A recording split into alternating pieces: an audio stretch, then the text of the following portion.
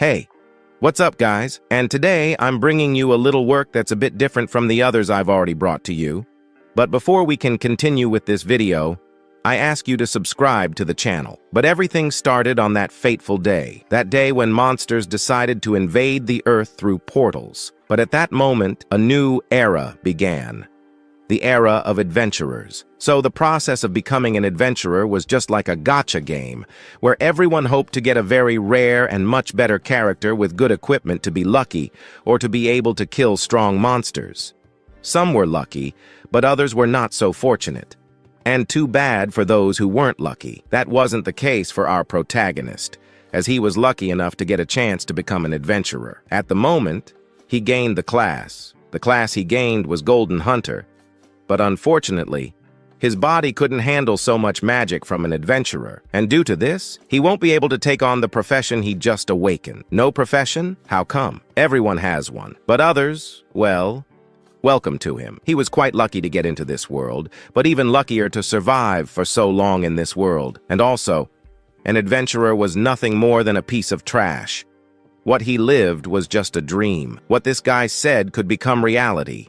He met a tragic end, dying in a totally unknown dimension. We see him waking up, but in this dimension, a voice appears saying that he can wake up, but he can return to the way he lived before, which is simply to live until that certain point where he would die again, or have another choice. This choice was to control all the monsters of the Underworld. And today, I bring you a little work where there's that touch of revenge with the OP Cheng. This scene is then shifted to another place. H City R country. There are countless professions in the world, but many professions require some choices. These choices are simple. You can wake up at 6 a.m. and work like crazy until the afternoon. The goal was just to achieve what you so dream of, the life you so desire. And in this world, some people reach the finish line much sooner than others, while others never even get to the finish line. He always works in a place where whenever he enters, he ends up finding the armor he always wanted. He always passes by here, looking with the goal that one day in the future, he will buy this armor. And although he is not considered an adventurer at the moment, he is working hard to get there, and maybe here to be someone stronger in the future. He already studies the magic rate. Currently, the magic rate reaches 15% compared to before. Nothing has changed. But at this moment, someone enters, and another says that the young master doesn't have much time and needed to find a lot of powerful armor to enter some dungeons out there. Then a maid appears saying that there were several things, but he asks her not to show that trash. He wants good stuff. She then mentions that some new things have arrived and asks him to follow her. And after a while, they arrive at a more powerful armor. This was a new armor that had arrived for them. It has a much more powerful reinforcement, a chance to defeat much stronger monsters than he imagines. But at this moment, our hero then starts to walk towards these armors, and he ends up noticing him, and thus he approaches thinking that this guy was a reporter. No, not a reporter, maybe he was an adventurer. He then realizes that the adventurer was level 3. He tried to understand what this failed kid was trying to do here in such an expensive store. He comments that, "You were a level 3 guy, what was trash like you doing here?" Moreover, this was a store for people who could only complete high-level hides. He shouldn't be here. Besides, he would never even dream of seeing a monster being outside. And then we realize that this guy is a guy who pays a lot of taxes, but he doesn't pay taxes for low-level people like this one, so knowing that this guy was too wild, he just thinks about walking straight and ignores this thing. But he asks him to stop at the moment. He just wanted to avoid trouble, but he ends up asking how a level 3 guy managed to get there without even completing a dungeon. By putting his hand on his shoulder, he simply smacks his hand away, which quickly irritates this guy.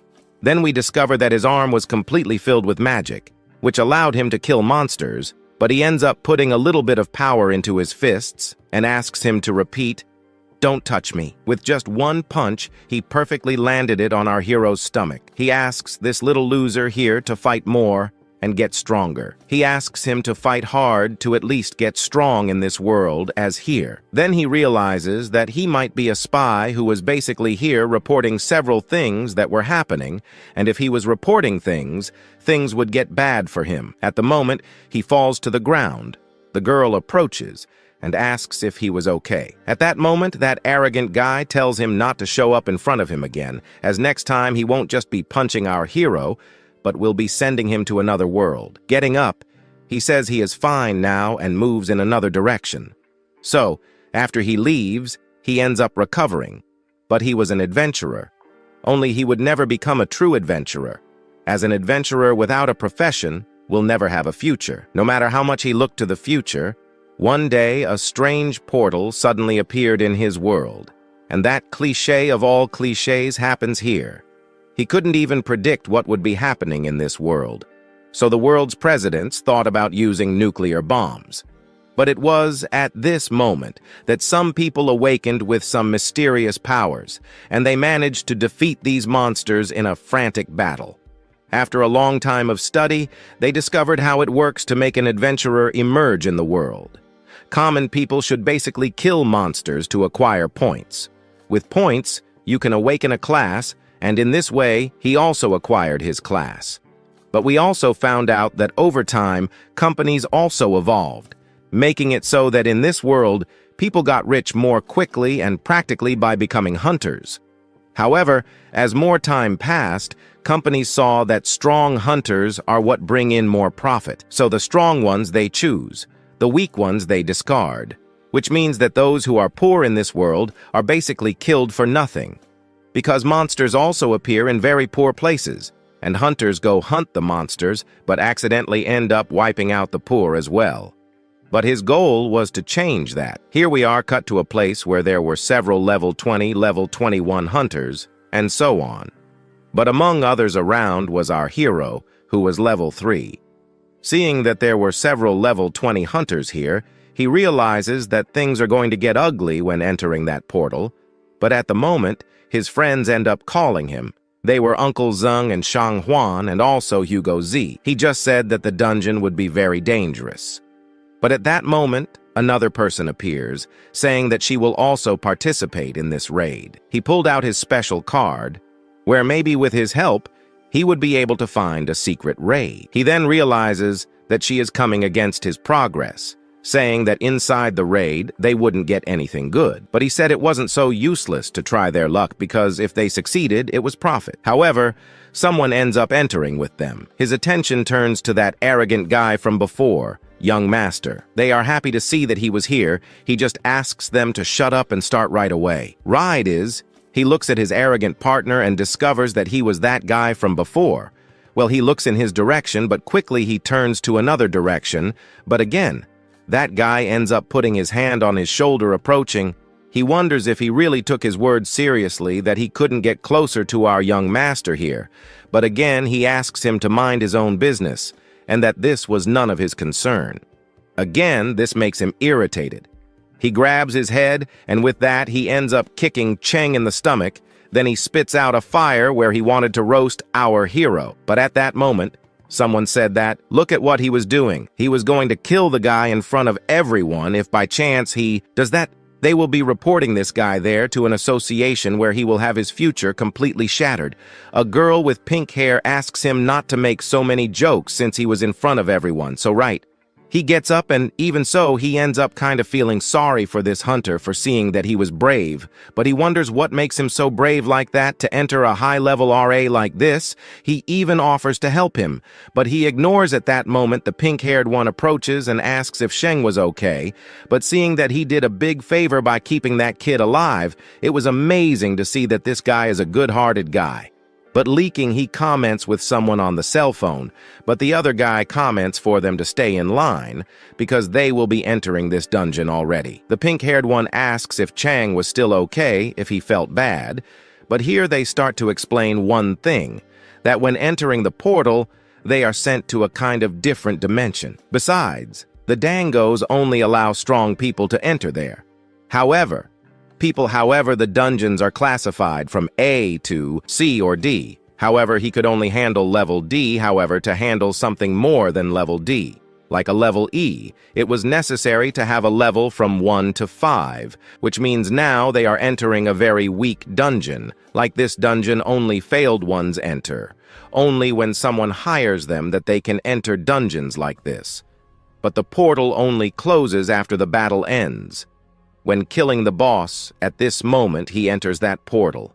He entered the portal, but Sheng thought that now was a moment bigger than D. He needed to endure everything that was inside, and no matter how, Sheng then enters. But as soon as he comes out on the other side of the portal, he starts to bleed from the nose. He grabs his stomach and starts to think this was the experience he had before. But so why was this happening again? That girl from before asks if Sheng was okay. His companion also says the same thing, but however, other adventurers just ask to leave that failure behind. It's not worth having him on their team. But not to be left behind, he said he was okay. So he gets up and starts then mining.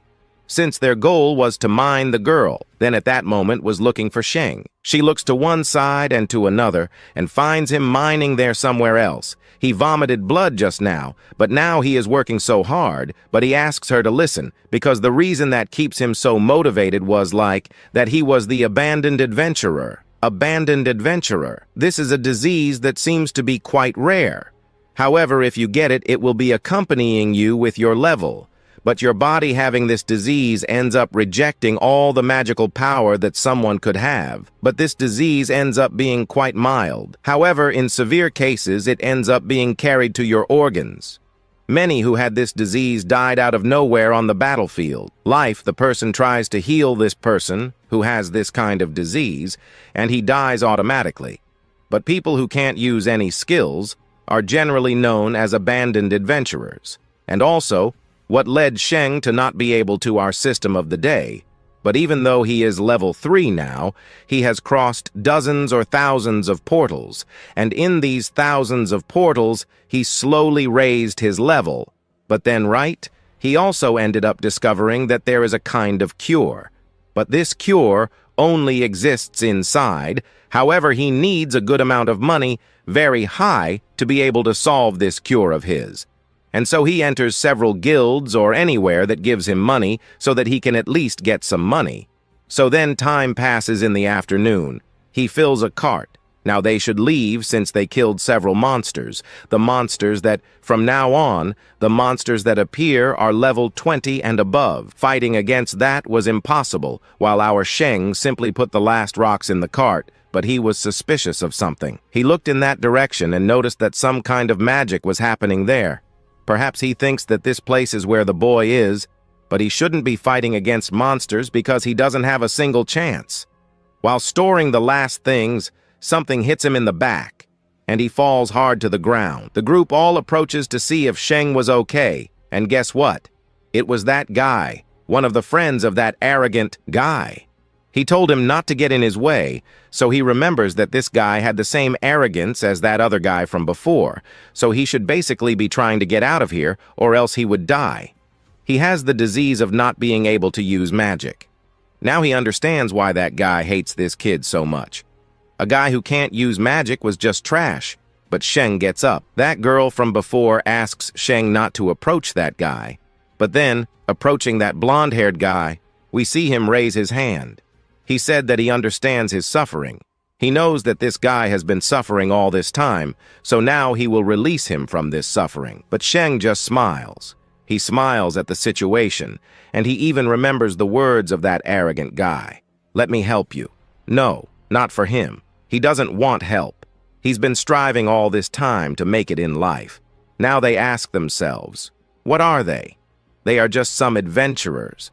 But if they think they are some crazy idiots who want to steal each other's lives, he will show them a true terror right here. While he was about to do something, the scene is cut to that arrogant guy. The company established a new rule to hire more people, but hiring new people is a lot of work and costs a lot of money. So, he asks that companion to fight a little more seriously and also to wipe those pieces of trash off the face of the earth, because that would only get in their way. He then just asks him to do a good job with a smile. We return to our protagonist, where we see that blonde-haired guy attacking our Sheng with fire magic. People who are weak are always despised. And worse, it's almost right that strong people despise the weak even more. But he is surprised to see that he was throwing a level 3 fireball at him. If he got hit by that, it was certain death, and he tried every moment to dodge any fireball, but however, one of them ended up hitting our hero squarely. After a long time, Sheng was caught by that yellow-haired guy. But at this moment, Sheng still wasn't defeated. He holds something in his hand and walks through the smoke that was there, walking toward him. He said that if he wants to be an adventurer, then he simply can't give up here. At the moment, he thinks this boy is too dumb.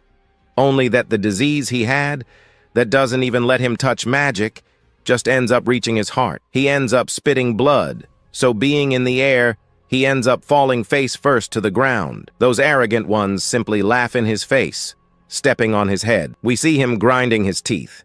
He tried to get up, but no. With a great sword in hand, he simply ends our Sheng, saying that useless people like them shouldn't exist in this world. And if possible, he will hunt down every one of these weak ones in this world to eliminate them. But now that he was caught by this giant sword from this yellow-haired guy, he asks himself, what have I done? Why did he really have to die in this state here? He had no magic. He was weak, and he was even betrayed basically by his team. He didn't want to die, and he also didn't want to have his end decided by some random extras.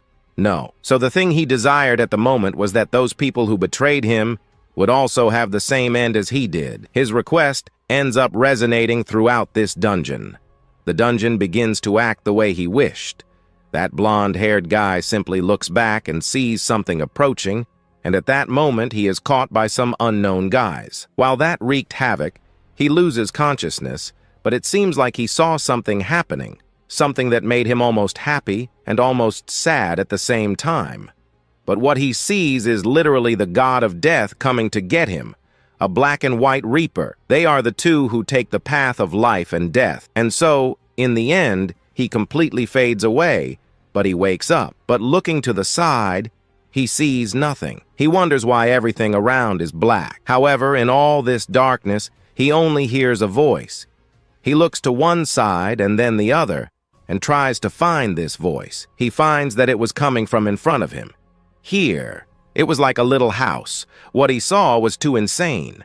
Wow, a voice was coming from inside a house, and at that moment he sticks his hand inside, but what was inside ends up biting his finger.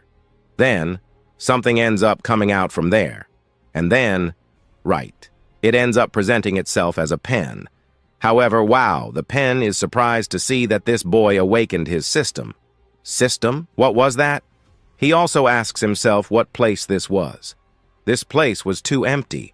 But what was he talking about? The gate to the Underworld is right below him. Below him, he finds the gate to the Underworld. Scared, he turns his eyes back and tries to understand what that was. But what he simply sees is a gigantic gate in front of him. It appears, right? So now that he looked a bit closer at this gate, he tries to understand things. Maybe he died. But now that he really sees that he died, he remembers the things that happened. He was ambushed by his group, and right, met his end. He ends up letting out a scream of despair, for seeing that he couldn't complete what he so desired in his life when he was alive. But the pen starts thinking that this guy was already going crazy for seeing that he was screaming for no reason. But right, he says, I didn't do anything. I just wanted to find my cure, the cure for my disease. So, right, he keeps belittling himself, but the pen says, enough. He didn't want to hear that anymore. So the pen asks Sheng to follow him, and thus that pen opens the gate. Moving forward, he saw that, really, I died, so there's nothing more to do. The pen is even surprised to see that this guy accepted his death too quickly. But then, right, ignoring that, he arrives at a totally huge place. He needed to reach a place where he needed to complete some tests, like in this place. He realizes that this place was a place where a king might have lived. So, behind him, something giant appears. He ends up wondering what that thing was. The pen asks Sheng to be respectful, because that there was the body of King Yama. He asks this idiot to shut up and grab the popcorn because he was going to explain who this guy was. This is the guy who basically gives you your punishment if you did something wrong and severe in your previous life. When you were alive, you will have to go through the test. If you pass the worst test, you will have an eternal suffering. And now, if he's not mistaken, in mythology. There is a type of god who writes the duration of a person's life, but he uses a pen called King Yama. But how could an underworld ruler, a King Yama, die? He asks not to speak nonsense, but the pen says to look with his own eyes. Yes, literally, almost everything really died. In front of him, some walls appear, but on those walls, some things were written. But it was strange. He could read those things written on the walls. So, reading that, he looks to the side where he finds several people, but among those people was the king of the underworld. However, he was fighting against something. But his fight wasn't that long because he was caught, captured, and taken to the death sentence, meaning he lost his head. But for some reason, these walls here are basically recording everything he did in his past life. What was he doing? But what was he fighting? Then he thinks that maybe he's fighting against the rulers of the underworld. However, the mission appears. This mission was to find the real head of King Yama among thousands or millions of heads that will appear at this moment. So, he ends up calling for Pen and wonders what that was. Pen simply says that this was the test he mentioned earlier. If by any chance he completes the test, he will be able to return to life. After the pen tricked him, he punched it in the head. I don't know what head a pen has, but he punched its head. But here he realizes that he died, but kind of didn't die completely yet. He was still alive. One thing he can do is try to complete this mission as quickly as possible because he still has a chance to return to life. Looking more closely, near the screen of this system, he notices a reward. The reward for this mission is that he will indeed be gaining a potion that can cure any type of illness or scar on his body. As soon as he sees this, he becomes happy. He then presses yes to start. As soon as he does this, we observe from another place, above, heads falling on top of him. As these heads start to fall, he looks up and sees thousands of these heads falling here. He thought this was real. The mission was now beginning, and he should be as quick as possible while entering the head of King Yama. So, looking here, he saw a mountain of these heads. How is he going to manage to find King Yama's? But the pen appears and says that this was a test. Tests have to be difficult, because if it were easy, this wouldn't be called a test.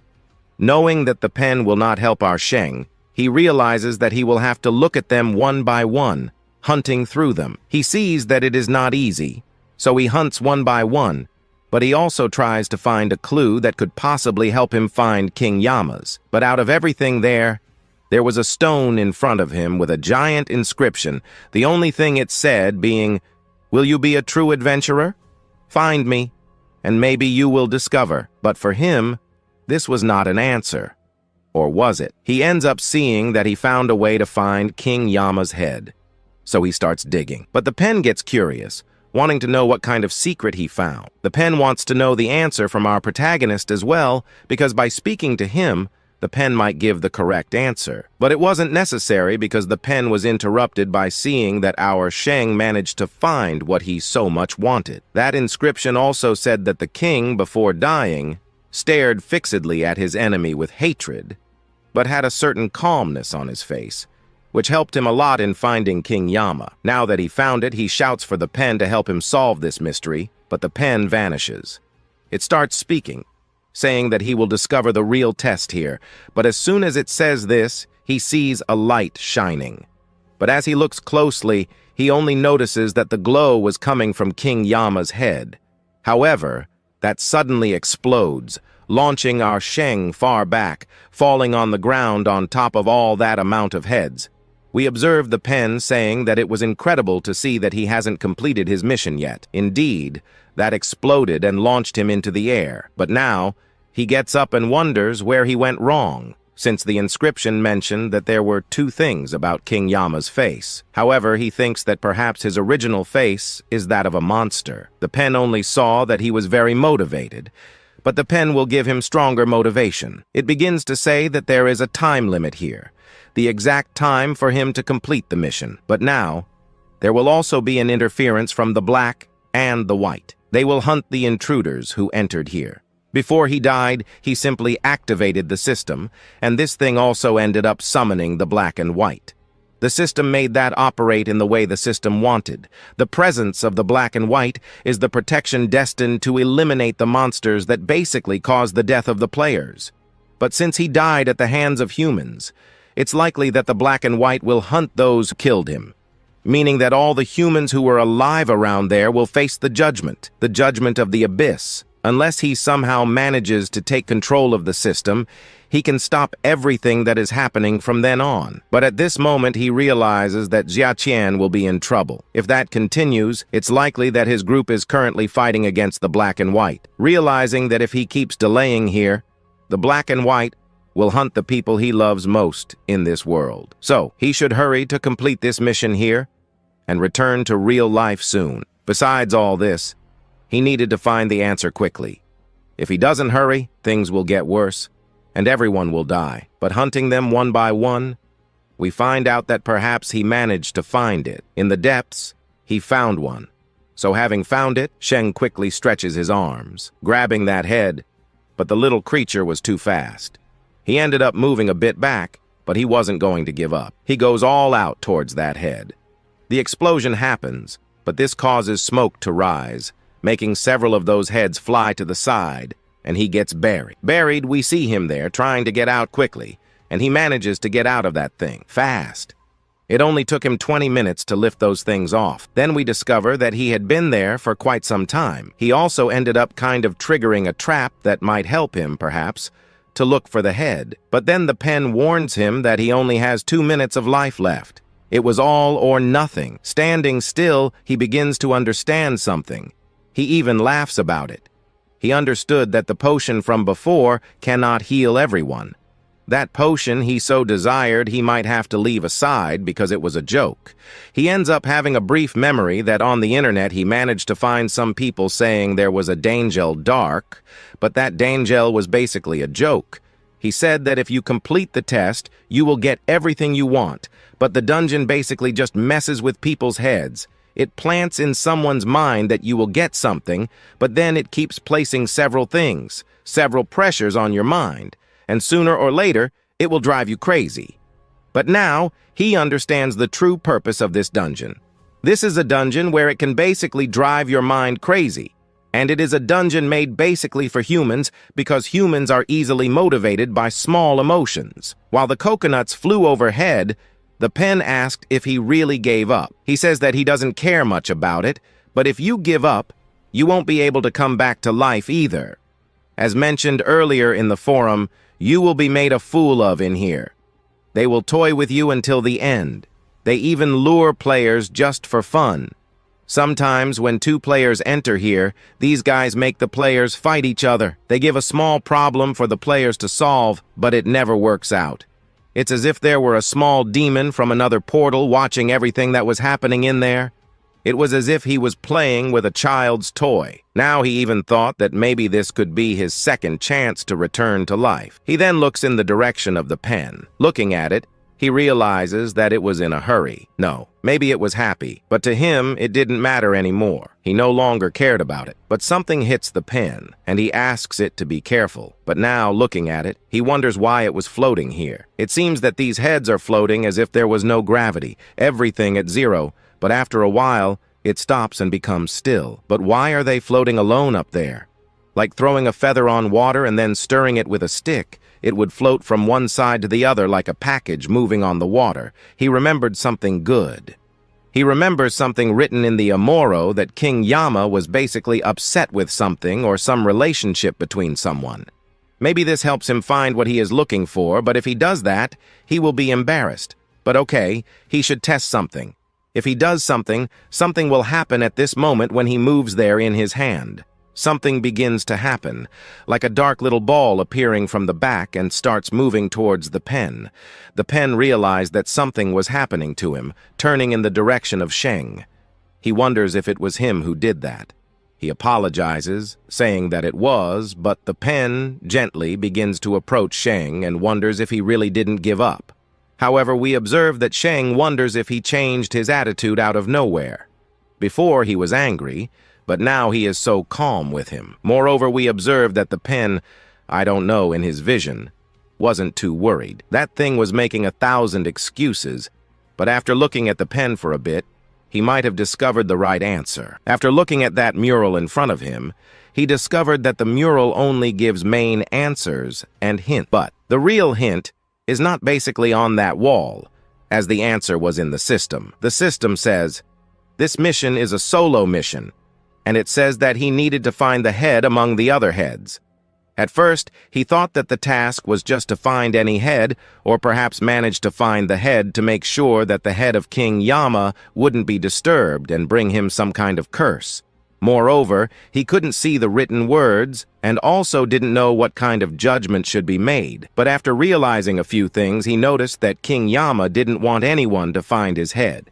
He just wanted to live there peacefully, and it seems he invented a million traps so no one could find him. Because after a long time searching for this specific head, he saw that he couldn't find it anywhere, but the head was always in the place where he least expected, like it was right under his nose. So he reaches the place where the head was possibly located, but he sees that the thing was gigantic. Climbing on it wasn't an option, so he should be thinking about other things. But also in the text, there was something written that there was an old friend of his there. But who could this old friend of his be? He might discover that this old friend of his might be the person who could possibly solve this whole puzzle. While he was thinking, we see the pen approaching, saying 1,000 things to him again. The pen thought that our Shang had already given up on the test, but Shank looks in the direction of the pen. The pen asks him to stop looking at it because it made it shy, but he found something that could basically help him: courtesy. And so, he approaches this King Yama, and as he gets closer, we see him trying to do the same thing he thought about doing, a courtesy with good intentions, to see if this King Yama would approve of his idea. After staying there for a long time, something starts to happen. Something moves in the direction of that giant body, but after waiting for a long time, nothing happened. But here, he notices that King Yama's head placed itself on top of that giant body since he saw that King Yama didn't want courtesy. He saw that to gain his trust, it was necessary to bow to him, and since that's what King Yama wanted, he ends up bowing before this King Yama. As he bows, he calls him by his name, Yama. After saying his name, some things start to happen. Red lightning begins to emerge from above the body of that giant thing. Then we discover something new appearing above. So he saw that maybe everything worked, and if it worked, he would have the chance to return alive. But the system appears saying that the player has completed the task that was assigned to him. So what he wanted became reality. At that moment, he ends up feeling something. What he felt was definitely magic. At this moment, he discovers that his illness was cured and the test ended, and he fulfilled his promise.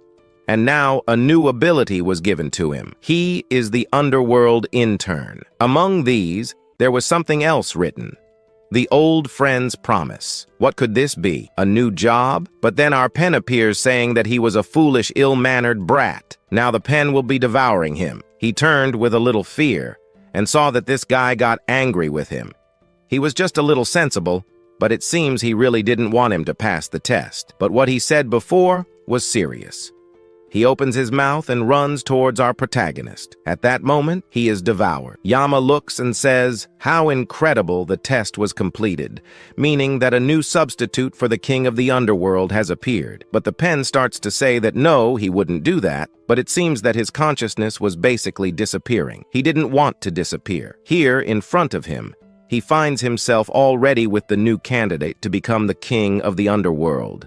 Then, also that evil pen, send it away, because the new guy who was chosen and approved to finish the test has just been chosen there by the system. His previous plans were all delayed, but with all certainty, this boy will have a future, and he will place extremely high expectations on him. And indeed, he will be the strongest guy or the guy. Yo, let's continue in the world of our hero. The adventurers are the richest people in the world. Their riches are known all over the world. And this was the age of adventurers, causing mobs of adventurers at a portal, but in their world, this is already a common sight. However, people who have children that enter the portal worry a lot, but they shouldn't worry because some always come back alive, others don't come back anymore, and those who die inside the dungeon are basically unlucky. But after they depart, the family always searches for their body. If they find it, it's a fortune. Meanwhile, the scene is cut to some lockers. Inside one of these lockers, someone was screaming. One of these things was asking to be let out of that thing. At that moment, scared, he kind of notices a light. The one who opened there was our pen.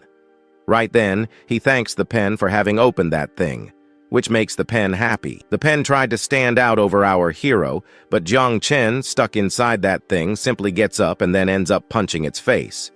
Then the pen explains things to him, one of those things being that a woman appeared and ended up putting Jiang Chen inside those boxes. Later, he understands everything that happened, and now it all makes sense why he's in this morgue now. But the pen wonders why he punched its face. Our hero said he had a nightmare, one of the main reasons. But the security officers of the Adventurers Association must have noticed that the adventurers who entered that portal didn't come back quickly.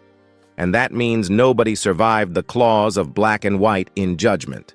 Which means that only he was the one who survived this whole adventure.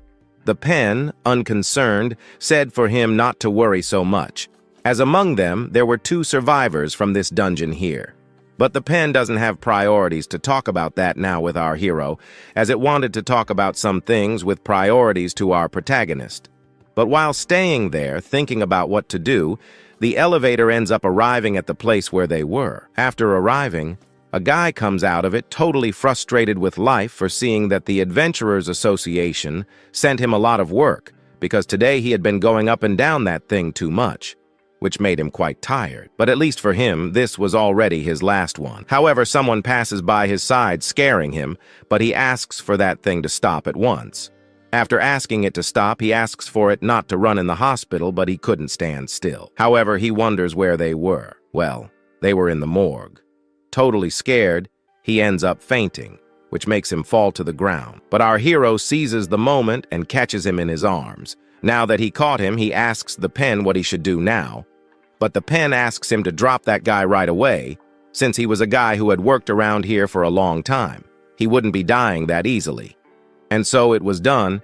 He throws the guy on the floor. Then, at that moment, he enters through a door, which makes him leave that thing. From here, everything at this moment after leaving, we can see someone apologizing while at the same time asking to take care of certain things.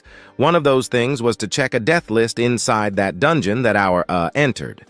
Also, people were sent to a totally unexpected dungeon. What happened to the boss to let someone so weak enter a dungeon like this? Behind, we see him there asking that no one find him here because it would be too shameful for someone to find him alive. But at this moment, he yells with the pen, which catches his attention. But here he runs to another place. The scene is cut off, already stopped at his house. Arriving at his house, we see the pen humiliating our hero, saying that his house was all this here, since in the underworld he had a much larger space. At this moment, he starts walking through his house, but because it was too spacious, he thinks that the real estate prices in the underworld were very cheap. However, the pen said that everything was free for those who had already died. At this moment, he said he had no family.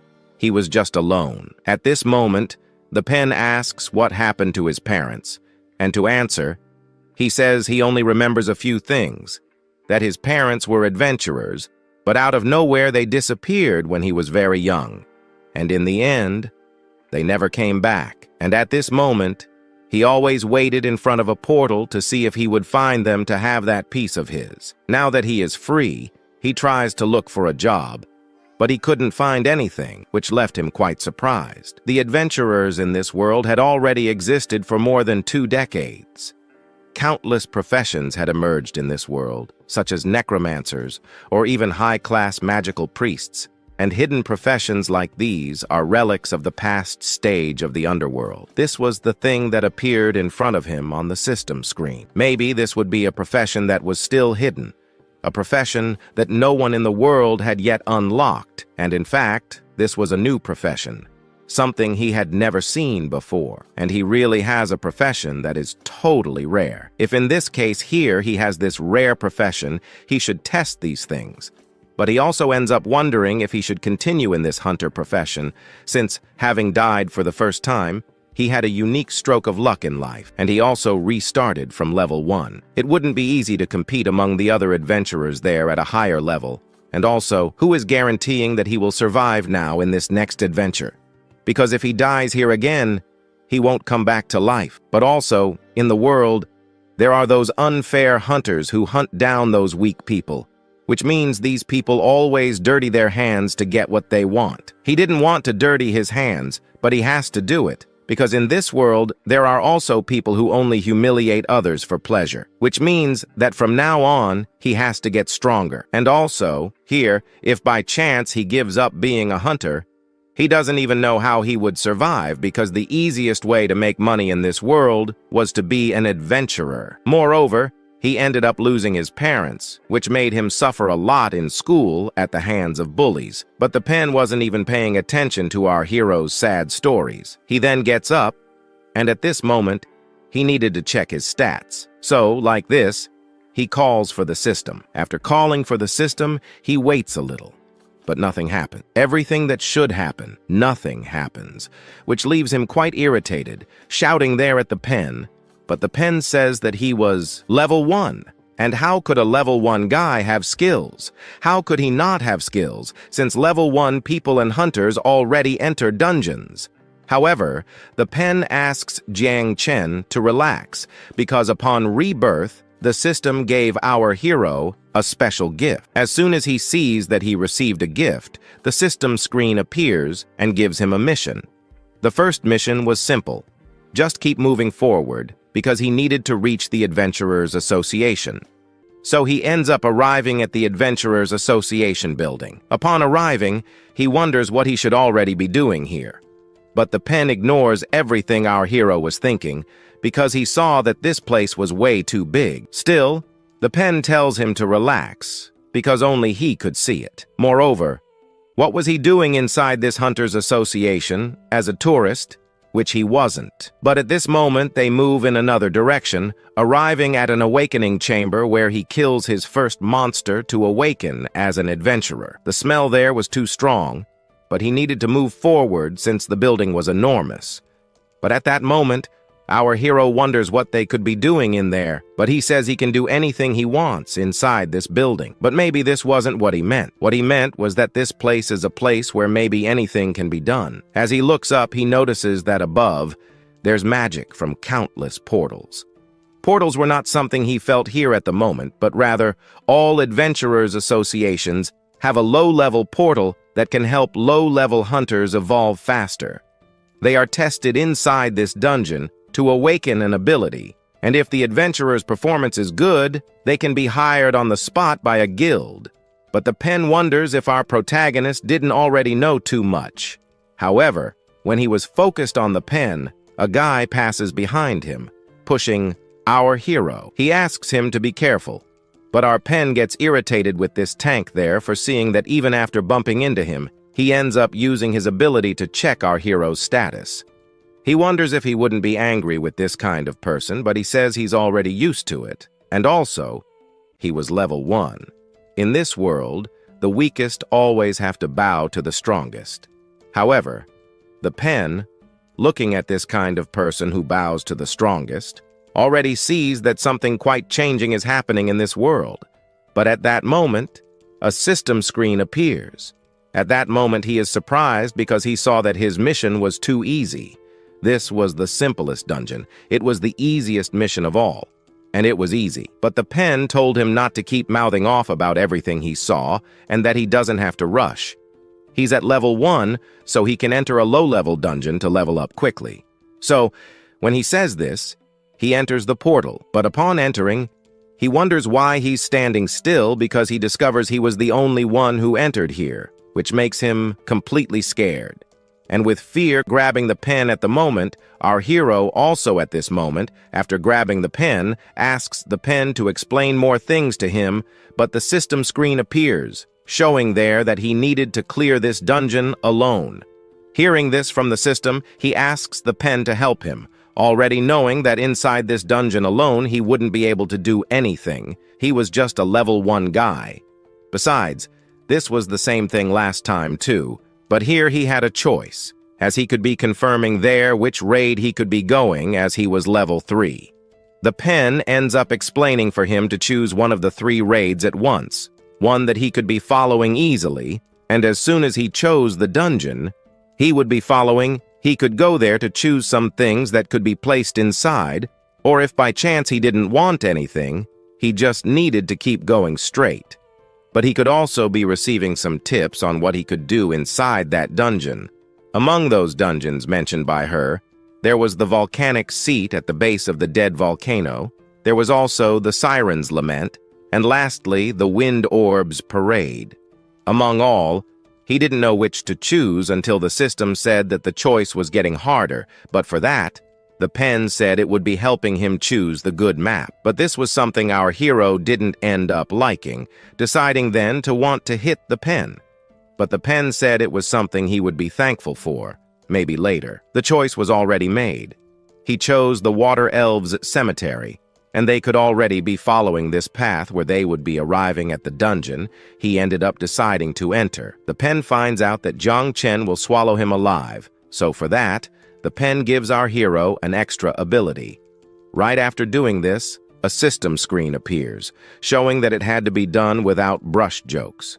However, this thing made Jiang Chen more and more irritated, grabbing the pen by the neck again. We see the pen almost say something, but the pen says that it wasn't his choice, but the system's.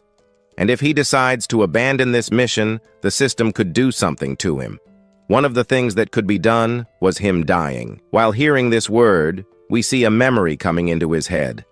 One of these memories was that he didn't need to worry about celebrating his resurrection. The system gave him a gift. As soon as he talks about this gift, he puts in hand the sobriety that emerges minutes later, then a fire that ends up burning everything in front of him.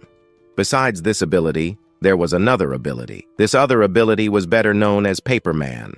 Using this ability on anything, he manages to basically distract his enemy, which gives him many advantages, and he also gains an ability that can maybe save the lives of things or people. Moreover, he never thought that slapping something would earn him such valuable abilities. So, with these abilities, he can already be advancing in this dungeon. In case anything happens, he also has some things like a smoke bomb, potions that can restore his mana, and besides all that, he also needed to look for something that allows him to survive more and more in this dungeon, as the Water Elves' Cemetery is basically full of enemies and full of traps that are here all the time to be catching crazy adventurers who decide to show up here in this dungeon. And also, the goal, to designate a place for the hunters to enter and also exit the dungeon, was something he also wondered about, asking why the association didn't kill the bosses. But for that, he had a reason. The reason was that the new adventurer hunters had never even participated in a dungeon, but as a team, they managed to pass by these bosses, giving them good experience for fighting stronger bosses in the future. However, in this dungeon, something was discovered. If you don't kill the bosses, the hall won't close, which allows new monsters to appear. This was something new the association was discovering, and they were using it to their advantage to test new hunters. But before everything could start, he needed to check something to prevent tragedies from happening. These are the boots, and also the gloves that allow him to walk on water. But he could also use this to discover nearby magic, something he hadn't done before, either because of that thing there, that poison that didn't allow him to use magic. He realizes that now it no longer affects him. He runs on the water, feeling happy about it, but he stops and calls our pen. After calling it, he asks the pen to come to him. For now, he was ready to proceed here ahead to fight some bosses too. This area is full of water and enormous bodies of water. Moreover, there are many ancient ruins here that they could use as cover. Also, he has here the map drawn by the association, which allows them to pass through various difficult obstacles, and so, with the map in hand, they start walking through this dungeon. But as they walk, our protagonist asks the pen not to touch those stars. Dodging those stars, we observe a frog formed by the soul of the frog, using some basic magic, but so far, they hadn't encountered any monsters that harmed them. Here, they possibly won't need to fight anything. So, walking happily through this place, we observe the system appearing. The system asks him to defeat the monster. It was uncertain if something was going to happen, but Jiang Chen wonders if the pen had exposed him to some monsters, but the pen kept denying all along, saying it didn't expose anything. But even with the denial, he continues on, advancing a little further, and he ends up arriving at a point where he finds a guard duck. At this moment, the guard duck comes face to face with him. Duckmen are monsters known for moving in flocks, but because the duck was alone, he should take the opportunity to kill something like this. But as soon as he says this, the duck starts to run, something he couldn't allow. As soon as he saw the duck running, he runs after the duckman. While running, our hero saw that around its neck was a whistle. He couldn't allow that duck to blow it, as it would call its entire group, and that wouldn't be good for him. So to finish off this monster, he uses his fireball, but the fireball was too small. What happens is that he couldn't hit the creature, but the pen appears, asking him to stop being an idiot and use it on his sword to give it a greater reach, giving him a smart idea. So he does just that, using it on his sword, and then heads towards the duckman. Getting a little closer, he attacks the monster, but the monster manages to dodge. But even so, after dodging, it starts running again. However, our protagonist pursues it. Chasing after it, he finally manages to hit the monster, causing it to fall to the ground. Falling to the ground, the pen already appears, congratulating him for using his head. However, Jiang Chen is happy to see that this ability was too good, since this skill doesn't consume that much mana, but this fire skill was stronger than the one he has now. Meanwhile, the monster kept begging, asking to be spared. The pen mocked this monster, while Jiang Chen only felt sorry for the little thing. He really needed to kill a monster like this, wondering. Here we see our protagonist realizing that the monster was going to attack him, so he also ends up grabbing his sword and putting it in front. The monster, having no chance to dodge, ends up being hit head-on. It fell to the ground, totally defeated by our hero, but the pen says that Jiang Chen almost died. However, he remains aware that he hadn't fully used his mana, but he almost did. Still, he needed to save mana, as he barely knows what could happen inside Am. Our protagonist, for some reason, does not use a spear or perhaps a real sword, as he keeps using this weak whistle here. He says some excuses that don't quite fit there either, and he also wonders why his mission is still not complete at this point. He looks to the side, where he sees several duckmen approaching him. Immediately afterward, he ends up discovering that that creature down there used its whistle, now surrounded, unable to escape anymore by anything or any monster. He wonders what will happen from here on. He has already heard all his mana fighting against just one duck. He thinks about running, but he looks to the side and realizes he's surrounded, like in a dead-end alley. He has no way out anymore, but there was still one way out, and that way out was there. Today's story starts with a single way out, the way for him to escape from the situation he got himself into. Something was approaching near him, but as soon as it got closer, we saw him grab that thing from behind his bag, causing an explosion to happen.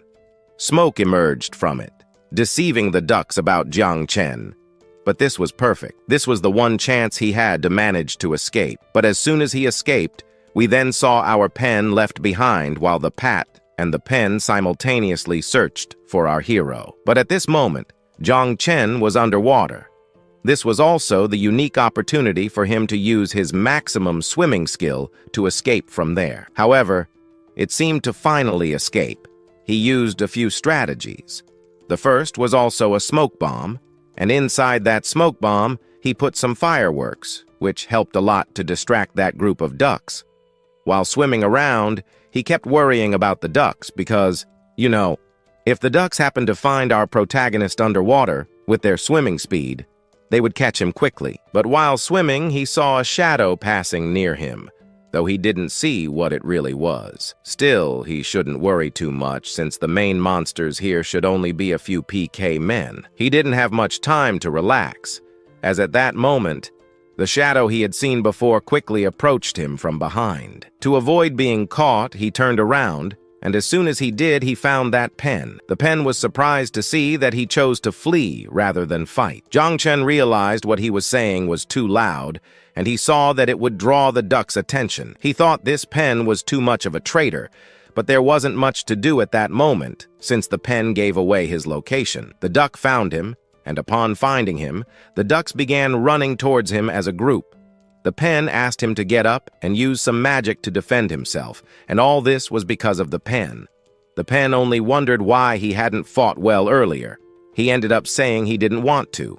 After all, he was almost managing to escape from the ducks, but now the ducks were nearly capturing our protagonist. However, to avoid being caught, he ran. While running, he looked at the map. But running ahead, he saw on the map that there was no way out. So while running, the pen still wondered why he wouldn't turn around and try to fight these ducks.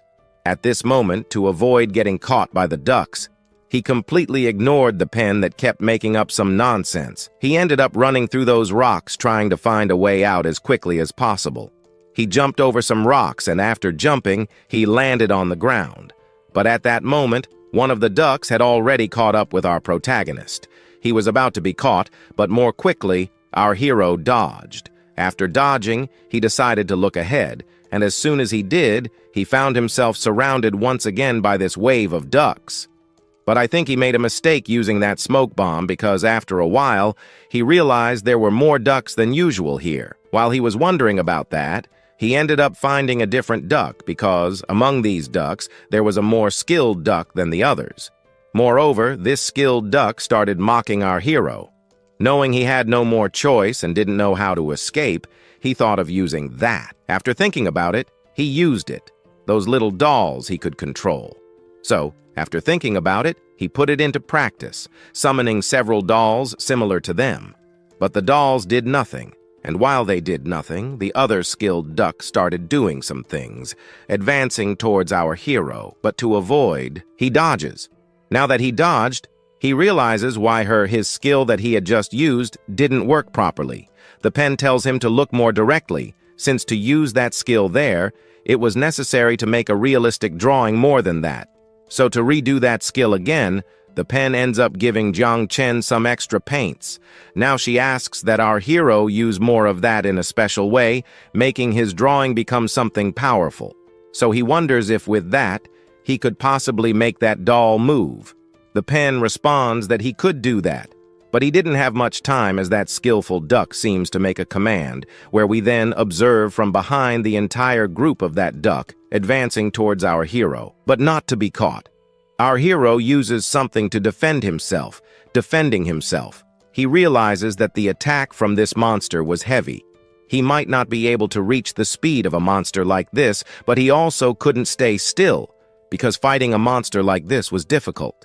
But he needed to win. But this didn't help much, because the monsters did several attack combos on him, hitting all the combos on our hero. Now that he is fighting against the monster, he wonders if this is really how you fight, or maybe it isn't.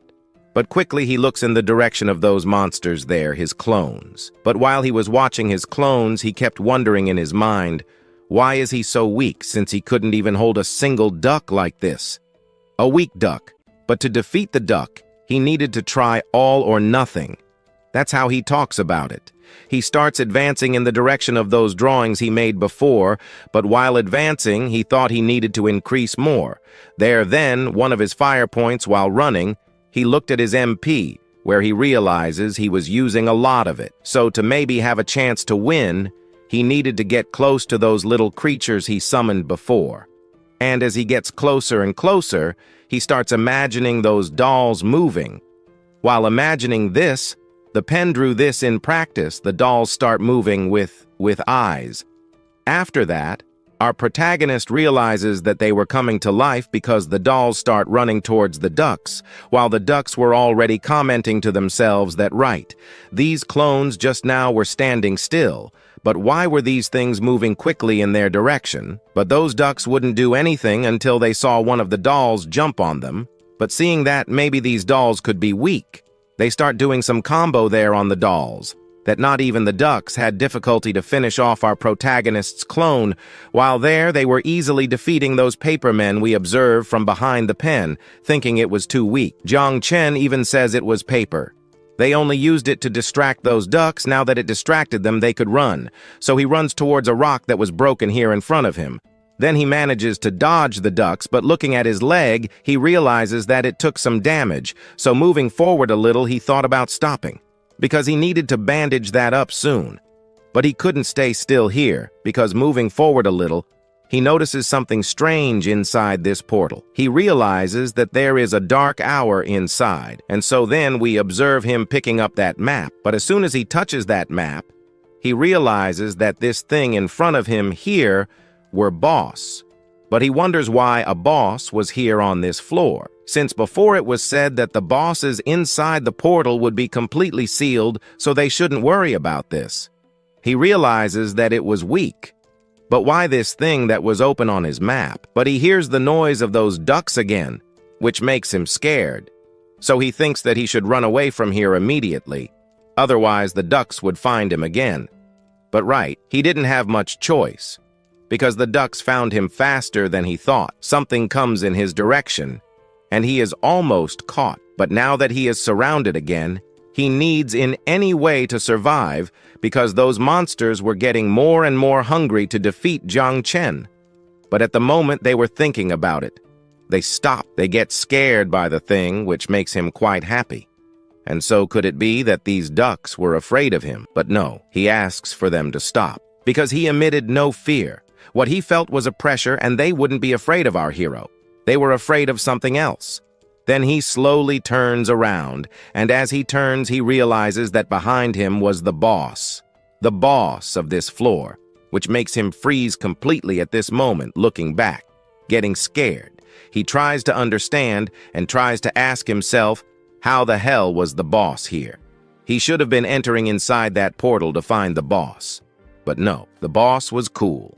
Came out of the portal to meet our hero. The fight should be worthy of both sides. While he was thinking about it. In the association here, we can observe some guys saying that they had quite big losses, but they didn't need to worry so much since their guild kind of ends up paying everything they ended up losing if they lost equipment. They paid for new equipment for them.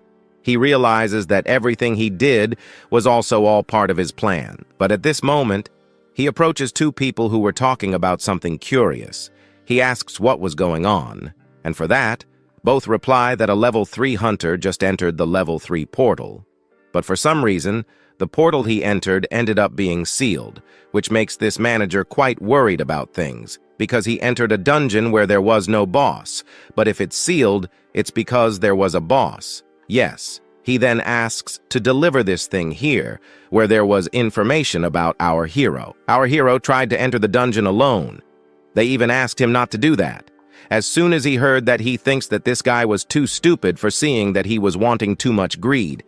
The things enter the portal alone, and by the way, he was level 3. What was he thinking of doing in a portal like this alone? But already ignoring this, ends up discovering the professions he had. The profession he had was none.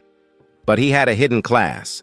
Hidden classes didn't show up for a long time, and since it wouldn't be so rare to appear one now, but this wouldn't make much difference, because a hidden class appearing wouldn't change much in the world. But he also realized that he wasn't part of any group, which made them quite interested in our protagonist, foreseeing that also he has a hidden class which can give very good benefits for them and their guild. But after thinking a bit, he ends up thinking that no, he doesn't want to hire this guy for his guild. No, maybe he would be just some trash. He entered the dungeon alone, and if he is killed inside, it would be just some trash that would be disposable. Besides, he has other bigger priorities to solve, because some people are entering inside the dungeon inside their guild's portal. But for some reason, some people who enter there never come back to Earth. So then he has something like priorities to solve. These things were to kill some bosses. So he advances while advancing the scene. Here is already cut now to our hero here. But this thing was maybe not the time to appear.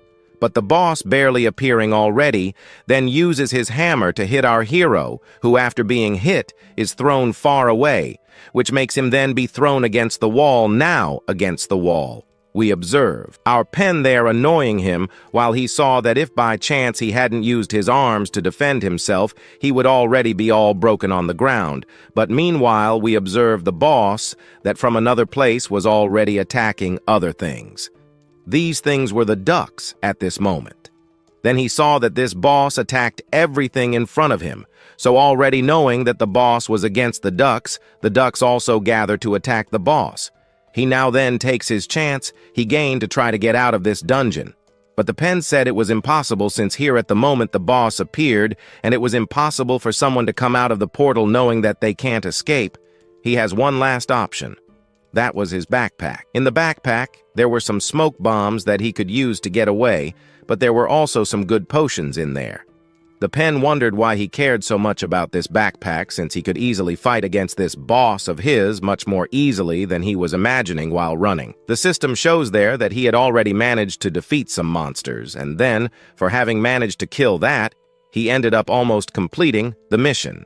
However, to complete the entire mission, he needed to kill the boss. But he already had a winning strategy, he just needed that backpack of his.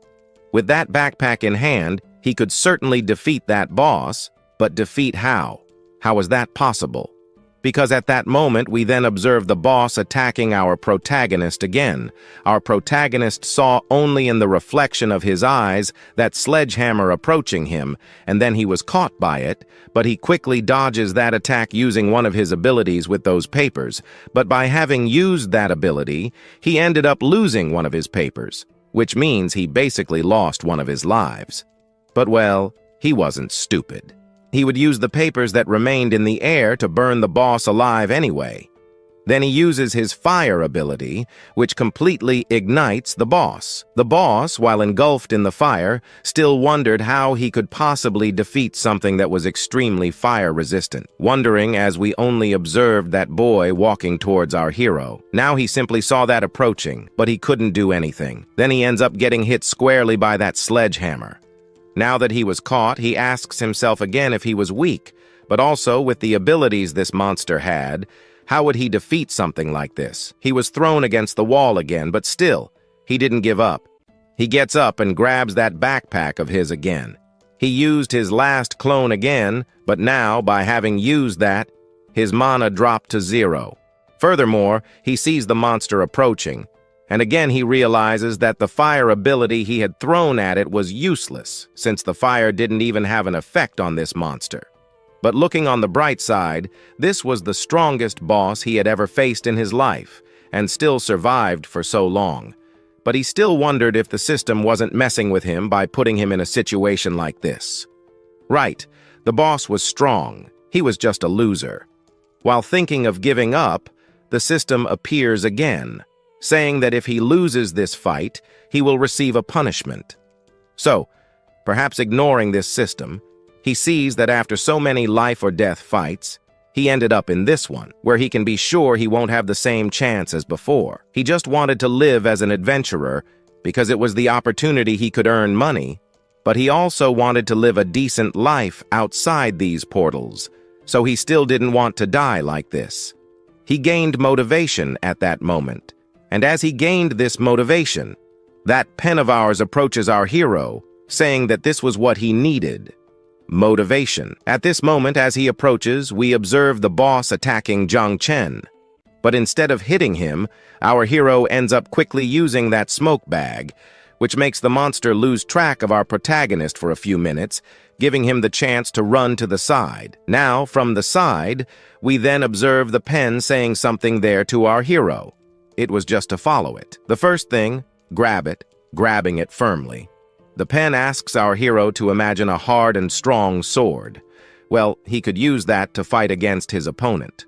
While he was imagining some crazy things in his head, we observe him thinking that this was life or death. The monster had the heaviest weight in the world holding it in its arms, but he needed to be smarter and stronger than them. But also, he has to notice that the monster's skin was made of steel, as no fire has any effect on this thing. So he needed to defeat it, since he never even had the chance to fight against a monster like this as an adventurer. But what weapon would you use to defeat something like this? So, for that, he needed to imagine his strongest force, while he also thought that this boss would not dodge his attack. He would simply make his move with his hammer in his direction, which would hit him, and so it was done. But now he wondered what kind of direction this boss would be attacking our hero in.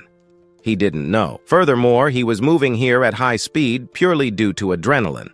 But he also began to stop and think because he saw that this monster always made attacks in a specific area. After imagining, he already knew what his next move would be, and as soon as he imagined this, we observed the boss attacking Jiang Chen. The pen asked him to dodge, but our hero did not do so, as he then moved that pen in hand in one direction, and at that moment here, he managed to dodge the attack. But the pen asked him to still be careful because this boss could counterattack, and thus he discovered that this boss only made an attack in one direction, so he couldn't change the move, which gave him the chance to defeat this boss with a single move. Our hero managed to split the monster in half. Now that he split the monster in half with the help of that pen, he was happy to see that it was all over, and also, for having used all this power here, he ended up completely exhausting his mana. This was his mana, so before the boss could get up again, he needed to finish him off as quickly as possible. Then he asked the pen to transform once again, and so it was done. From above the boss, our protagonist then attacked him, saying that it still wasn't enough. So he ended up setting the weapon on fire as well to make his blow stronger, and with that, he ended the boss's life. He was happy, and the system appeared, congratulating him for having killed a boss. And for that, he finally reached level 4. Now he also gained new abilities. One of these abilities is the pen's random transformation, which can give him powers that would possibly be something unimaginable to him. Now also, seeing the boss, he fell because his adrenaline had disappeared, making him unable to move anymore, but still, he got up because he saw that the pen's ability was to transform into anything. The pen said that he had no choice and had to follow the system's rules. Now that he defeated the boss, he left the portal, but as soon as he left, he reported all this to this person here, but the person, with a face that would trust a level 4 guy, ended up mocking him, saying that maybe all that he entered in the portal was an illusion. Boss? What boss? The association has nothing to do with it, but still, the association thanks him for his feedback so he could already withdraw. While he was thinking about leaving, someone in the background said not to worry because he checked the situation, and what he said was indeed true, so he wasn't a liar here. Then the guy called him to the manager, and now this manager would have a talk with the one who almost ambushed our hero. And our story today continues with that mysterious man still standing watching our hero. He then, after a good while, congratulates our protagonist for being a guy who alone managed to finish a Han dungeon all by himself.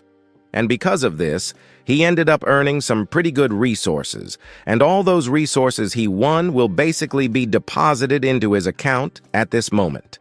So after delivering this information, they begin to stare at each other. After staring for a while, everyone suddenly starts moving towards their own side. Our hero follows his path while talking to the pen. The pen gets worried about that issue regarding that guy placing the money in his account, but our hero asks the pen to calm down a bit because that guy will be able to sort everything out for him without any problems. However, at this moment, he is surprised to see that he received a report earlier that our protagonist ended up going to Serkai, and the basic information he had matched perfectly with what he was wondering about. He came personally to see this, and the person he had seen dead is alive. So he asks the person beside him here to get back to work, while he ends up calling a certain person elsewhere. A cell phone starts ringing, and at this moment, we observe that spoiled guy from earlier, who was irritated with Cheng, answer the call. He then wonders what happened, as manager Jin is calling him personally. He ends up questioning what the situation is about a dungeon of corpses in the East Corridor district. Maybe they were using some kind of cheating, like using corpses to exploit a certain bug there to be one of the best in the dungeon.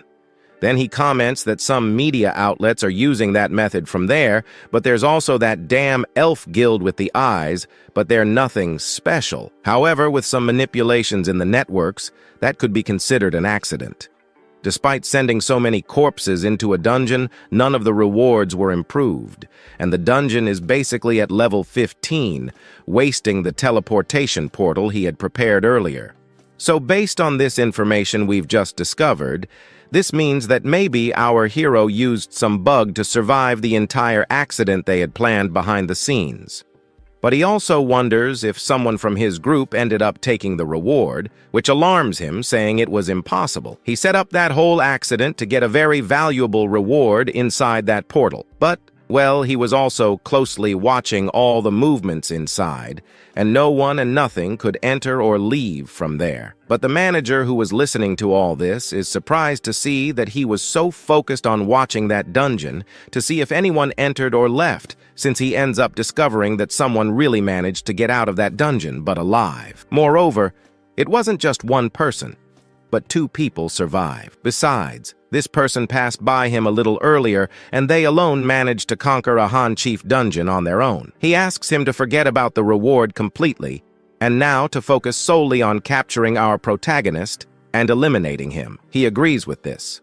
But, well, he survived several level 20+ adventures, and in the end, survived the collapse of a double dungeon. And he wonders what he managed to gain at the end of all this. But now the scene changes to our hero as he leaves a bank. He feels sad about one thing, that the loot from a dungeon was basically too little. He thought he wanted to earn a fortune but didn't earn anything, since according to certain association rules, all the dungeon loot belongs to the association, but he has a small right to a share of the profit.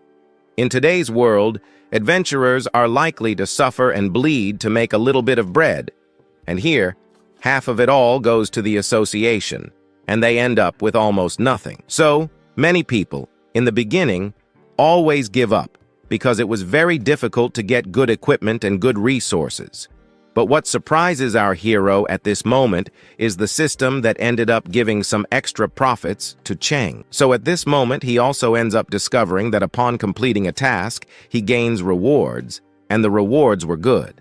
And because he managed to eliminate a large portion of the ducks in that dungeon, it means that the next ones will have fewer ducks in the dungeons, which will be a big advantage for him. Thus, looking down, he kind of saw another screen of this system. But this one was different. Here, someone from the Underworld handed him something.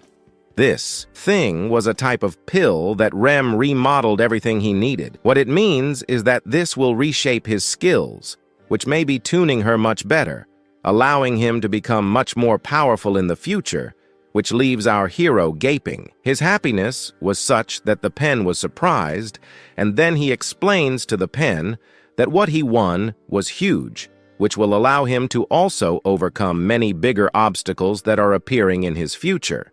So, we also end up discovering something that, by the way, this thing will allow him to reach several levels.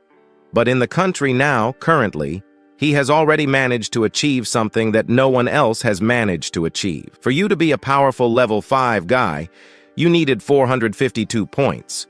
But to reach that was very difficult. And for that, the state helps, but after you reach that, the state throws you away, since maybe you can no longer be leveling up after that. Also, the higher the materials from the monsters, the rarer and more powerful they become.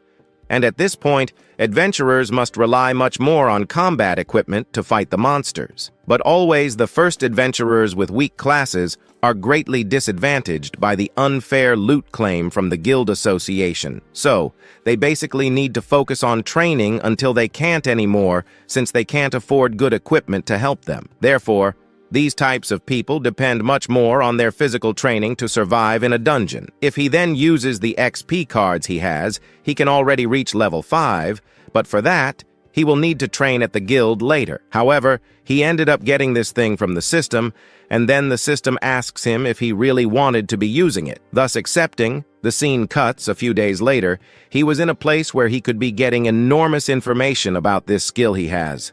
Something that the pen didn't like and wanted to pull him out of that room by all means, since the pen wanted to have fun, not stay stuck here looking for useless information. Moreover, he ended up discovering that he also became quite resistant. But this is due to some things he has in his system. But for now, he shouldn't focus on these comments, but on strength and agility. This looks exactly like a random game's stat panel. Looking in another direction, he realizes that even the most recognized one, which is known as the evident skill at the current level, is not able to reveal much information about the class and numbers a certain person has. But often, to get something, many strategies are used, and he wonders how a class like that has such a powerful skill. However, after this, the system shows something there that was written, which leaves him a bit hilarious and finding this thing too weird. Why did comments like this decide to appear out of nowhere? But although his stats are a bit higher than those of common people, it is still clear that he can't yet compare himself to the other adventurers. He still needs to find an opportunity to buy good equipment, but he also ends up wondering what it means, showing there. Maybe this is the focus and the main point of his class, but after all, every class has a main focus. He uses mages as an example, who are a type of class like buffs, but there are also bards, who focus more on using music as their support to fight. But he realizes that the main focus of his strategy there, perhaps from the Underworld, is death. But this does not seem to be a very weak strategy, maybe of little relevance, because by using these abilities gained from the system, he realizes his mana runs out quickly. So, this would be almost useless to use. But at that moment, the pen appears and slaps our hero in the face and ends up there saying to him not to stop being less dependent on your class because your class was one of the strongest, and it was also so that they would listen, since he manages to control life and death. He also comments there that, right, he still hasn't been able to acquire the thing he wants so much. And because he hasn't unlocked certain items yet.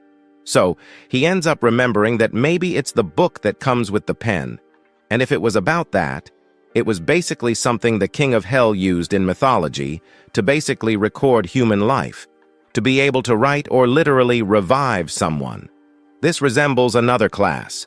It would be a necromancer class. And in this world, this class would be a common class, but, well, the pen told him not to underestimate his ability again. That necromancer ability was not a useless ability, since those abilities were just stealing his clients. But looking at the pen's stance, he realizes that maybe the ability to control the dead and the living isn't so useless after all. At this moment then, the pen starts explaining some mega important things to our hero.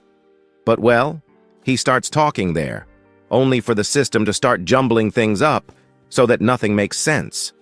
Nothing connects. What's implied is that the system was basically censoring our pen from giving the main and most important information. The system's task is to guide the panel.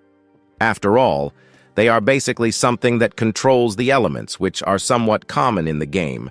But now this was in real life. So, when investigating the hidden class, the Eye of the Dungeon record also involves some gods.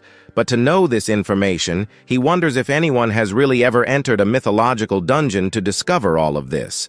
But well, strangely, there is no record that anyone was ever judged. The judgment was basically placed on the player. But for some reason, he ends up wondering why he was the only one to receive this kind of punishment. But, well, the truth is that he just discovered that maybe this is all perhaps a cheat, like having a cheat of trickery inside the game. So, it would be a fair punishment. But also, looking at the other side, he also got something else. It was passing the test of the gods. But now that he has passed the test of the gods, he ended up gaining certain qualifications. So he asks the pen what these qualifications are. The pen then responds to our hero that this thing is like a game. You need to be basically reaching a point to discover if there's a sword or maybe other good things for you to pick up. So, to discover more about the system, he will have to level up. The higher the level he reaches, the more he will be discovering about his own system. Now that he has discovered some more clues about the system, he can already leave that for later, since his priority now is leveling up. Since reaching level C, he will have an extremely high difficulty in leveling up to level 10 or 15. Now, with his confidence a little higher, but also in the world, a certain guild was throwing a party. This guild was putting several investigators on a certain person. That certain person was the guy who betrayed our protagonist. The objective of this elven guild is just to find out what really happened in a recent incident where several people ended up dying inside. But the elven guild wasn't making any progress, so they ended up taking that and putting it all over the internet, and it exploded in minutes. Also, the person who tried to disguise and planned all of this must be very strong. Moreover, if it weren't for the help of the system, it's very likely that this matter would have died inside that dungeon. But with the help of the system, he managed to spread the rumor that there was something strange inside that dungeon where several people died. But well, since there were strong people involved in this thing, our hero just wanted to stay away from this matter, since at the moment he was very weak, and if by any chance he tried to get into this whole fight, it's very likely that in the end, he wouldn't survive. All the joke, but anyway, these people will come after him. So for that, he needs to get strong since he doesn't have maybe a third life. He saw it by great luck, then he already got a second life, and that's why he has to get strong. But changing the subject out of nowhere, he wonders who were the two people who survived in that dungeon. And here he says the name if it was a certain Shannon and others. Well, Karita said that it was almost impossible to recognize. He just said that only two people survived, and he didn't know the names of the people who survived yet. But they managed to hide. This was enough for the two to survive the whole fight inside that dungeon. But grabbing his necklace, he starts looking at the subject that was happening on the internet, but he sees there that in the subject, the names of his friends or the names of the survivors were not mentioned. It's likely that they hid the names of these people to avoid rumors. But now, our protagonist wonders if maybe those two were his friends who perhaps survived. So for that, the two should be going there to investigate a little more closely. So the next day, our hero arrives shamelessly at the hospital and asks if someone had survived from that rank dungeon they had gone to, and if he could get more detailed information. He said it was someone important from his family, and he wanted to know the information to find out if they were alive. And for that, the woman there would check, since in that dungeon, almost everyone had died. Then they move deeper into the hospital, but out of nowhere, an eye of something appears inside a portal. And that eye was from frogs. Those frogs stretch their tongues and head towards the people, and the people who were there end up being caught and taken inside that portal. But from another place, we observe a rich girl scolding her servant, who for some reason was forcing her to come to the hospital, as she had participated in some dungeon, and in the end, she ended up getting hurt. But she was quite busy these days, and while talking about it, one of those frogs' tongues grabs her and pulls her into that dimension. But from another place, that tongue goes into other rooms where it grabs several people. But among these people trapped in that hospital, we only observe some hunters, seeing that something was going to happen to the patients in that hospital. He steps in front and tells them to be careful. In the end, he ended up being caught, but other nurses were also caught in this game. Meanwhile, from another place, our protagonist wonders why monsters were appearing inside a hospital and also where that was taking them. But to answer that, one of those tongues comes his way and grabs Chang. But to avoid being caught, he tries to dodge, but it doesn't help much because in the end, he was caught and dragged into a portal. Now, inside the portal, he sees that he was teleported inside. After looking ahead, he realizes that several people ended up inside that portal too. Some were just being treated, and now they were inside that dimension. While everyone was complaining, a pink-haired girl points forward and says that someone was ahead. At this moment, they are sent into a different castle. Inside this castle, he was surprised by the size of this gigantic castle. While surprised by this, a system screen appears, saying that they were sent to an isekai. But inside this isekai, a war of frogs was happening.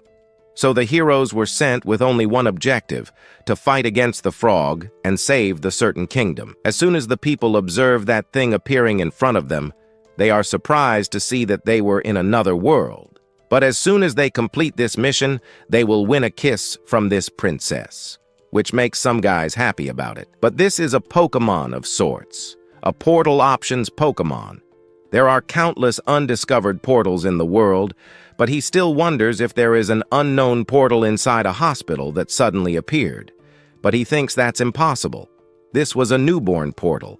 So Karita said that they could wait a bit to see what was happening. At this moment, he also notices that some people were caught, like 12 of them. They are divided into some people, 10 are adventurers, 2 are individuals with no power at all, who are common people. but among the strongest adventurers. The ones who were around there, these two from here, were the strongest. One was already level 9, while the other was level 8. So, to pass this challenge for them, there would be no difficulty at all. However, here from another place, that rich girl appears, who says she's not in the mood to stay in this thing here. No, she asks for these two stronger adventurers to fight the boss as quickly as possible to end this, and in the back, there was a guy who was just a regular person. He just wanted to get out of this place and didn't want to get involved in a situation like this. And then we find out that these are the lone wolves. What this means is that it's a huge risk among them here inside the dungeon. They are guys who invade dungeons, and basically, they have random SP, which means the guild has no control over these passages. So, he knows they will clear everything inside, no matter who it is, and his goal now is to eliminate these two as fast as possible. But also, right, this portal just appeared, and so it wasn't a good idea to be acting so stupidly from here. So, he should have been acting more calmly to solve all the situations that will happen ahead. At this moment, he advances towards those level 8 and level 9 hunters here, calling their attention. They turned in his direction, but one of them starts holding his head, while the other was already trying to do some things with Cheng. But the reason for acting this way was that they were afraid that our hero would take their resources. But he said he wasn't up for that. No. He just asked them to be careful, but he looks at him and realizes that he was level 4. What did a level 4 guy think he was doing here, giving orders to level 8 guys? This was a dream for them. Despite these guys being completely stupid and too reckless, he realizes there's something more to these guys. They are both quite strong. But at this moment, when he was kind of being bothered by these two guys, we see other people in the background thinking that what he was doing was too stupid, because they are basically inside an unknown portal. But it looks like a stupid hunter from here, who would already be planning something stupid from here. But the moment he was going to do something, we observe someone stopping him with a single force. Besides, he agrees with our hero that they shouldn't act in a stupid way. But right. He realizes that the two were high level because why would a high level guy be showing such a negative emotion that he is killing our Cheng? But as soon as the whole situation calmed down, the pink-haired girl approaches our hero and starts scolding him, saying that he was stupid to be in that way. These portals here are not under the guild's control, which means that the people inside can do whatever they want. Knowing that she would continue with that scolding, he apologizes and understands what really happened. But he thinks that the MC here can handle these monsters, only that from another place, two others appear and tell them to be careful, as they didn't want to die, right? They are two regular people. What would they be doing? They can't fight monsters. The most that would happen to them if a monster appeared is to die. Besides, then our hero appears and tries to calm the situation. He ends up saying that, theoretically, they are basically in another dimension, but the dimension they are in is a dimension that's basically calm until the point they are at. But currently, he ended up basically stating that they are basically inside the mirror dimension. This is a portal with a superior dimension mirror. It simply projects the backgrounds of a mythical or historical era, and so it goes reflecting the previous world of humans. But in reality, all that needs to be done here is just to complete the missions. By completing the missions, they could leave this dimension. Now that there are some hunters and adventurers here inside, he thinks that there will be no difficulty at all. But at this moment, he is interrupted by that rich girl who said there was no need to worry. She is quite wealthy in the outside world. People, her family there, will basically be discovering that she disappeared, which will make people and guards run after her.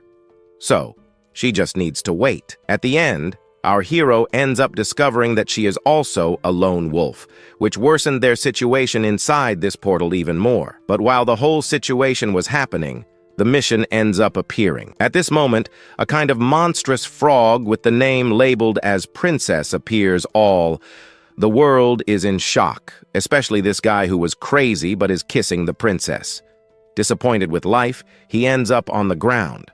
On the ground, he ends up disbelieving in life. He thought the princess here would be beautiful, but this horrible monster here. But the princess didn't like it. She uses her tail on that guy, which in minutes makes that guy disappear completely. At this moment, everyone observes what was happening, and seconds later, we see everyone screaming in fear. The people here were totally scared.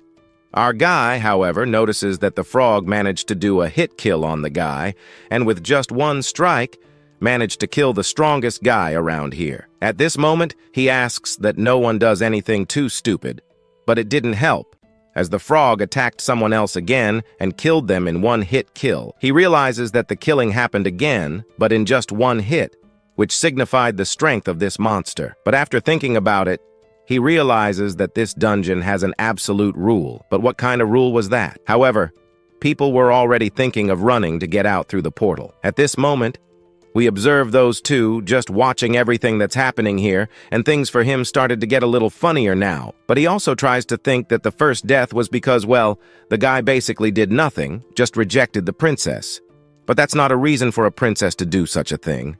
But there must be some kind of pattern behind all this. The person who was considered the leader was killed first, but before he died, he talked about a loyalty he had with the princess. But well, for some reason, he rejected the princess, and he met his end. So he thought of 3 rules.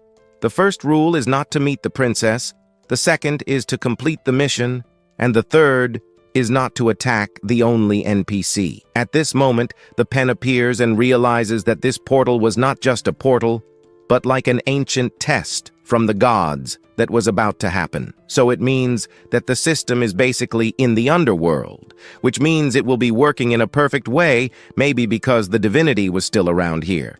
But for some reason, that was not the case at the moment. This is the call of the fairy world, which has its activity destroyed. So the system was basically incomplete, and he also noticed that there were some bugs that made him unable to see the end of this dungeon. Then the pen asks him to just take care of his life and let the people here take care of theirs. But there's a catch. If he lets that happen, chaos will really break loose. Literally, disasters will happen to everyone, and most likely he won't be able to survive, perhaps in this whole mess. But he needs to move, so he steps in front of everyone and asks everyone to stop. Some ask him to leave, but he says the main rule of this dungeon: if anyone goes against and ignores these princess rules, she will be killing everyone. So, if no one leaves here, everyone will live up to a point where Rikenha appears and says he was a level 4 guy, and why should she believe him? Then Cheng tells her to leave. The door was right there. Just leave, but she freezes and says she wasn't firm anymore. Then the pink-haired girl approaches our hero and says he has a point. And thanks to Cheng, they were now able to survive. Now, he just needs to complete the mission. At this moment, she opens her system screen, and at this moment, she accepts the proposal to participate in the mission.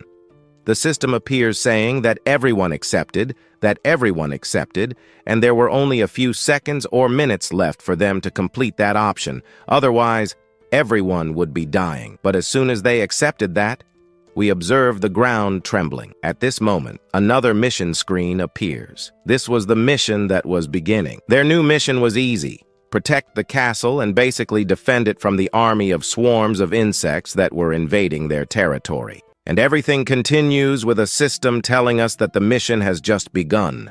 Its mission was to save a kingdom from a CR. Then, realizing this entire situation, our hero advances, and even though a group had been formed there to interfere with them in fighting the monsters, our hero saw that there was no difficulty in fighting them. Now, facing the monsters, he realized that maybe all of this could even be part of a plot by some gods. For now, he has the pen on his side, and now that he has the pen, he also noticed that his mana has increased considerably. In this moment, as he is lost in his thoughts, the monsters decide to attack him. While attacking from behind, that pink-haired girl advances toward him, running closer to our hero to protect herself. Seeing himself in such a situation, he realized he needed to do something to try to defeat these monsters that until recently he considered the weakest.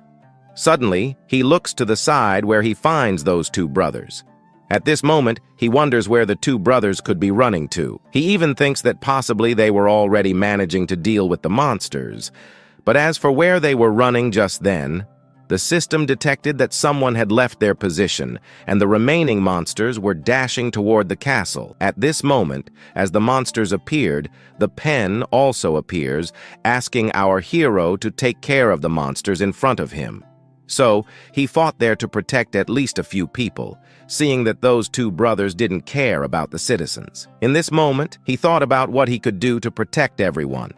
The system appears, showing him that that noble girl and another one had been killed on the battlefield. Now that someone has died, he turns around, shocked to see that someone had died so quickly. The pen appears and transforms into a glove, asking our hero to use it to protect himself and the girl who was behind him. With the attack, he alone manages to destroy half of the monsters in front of him.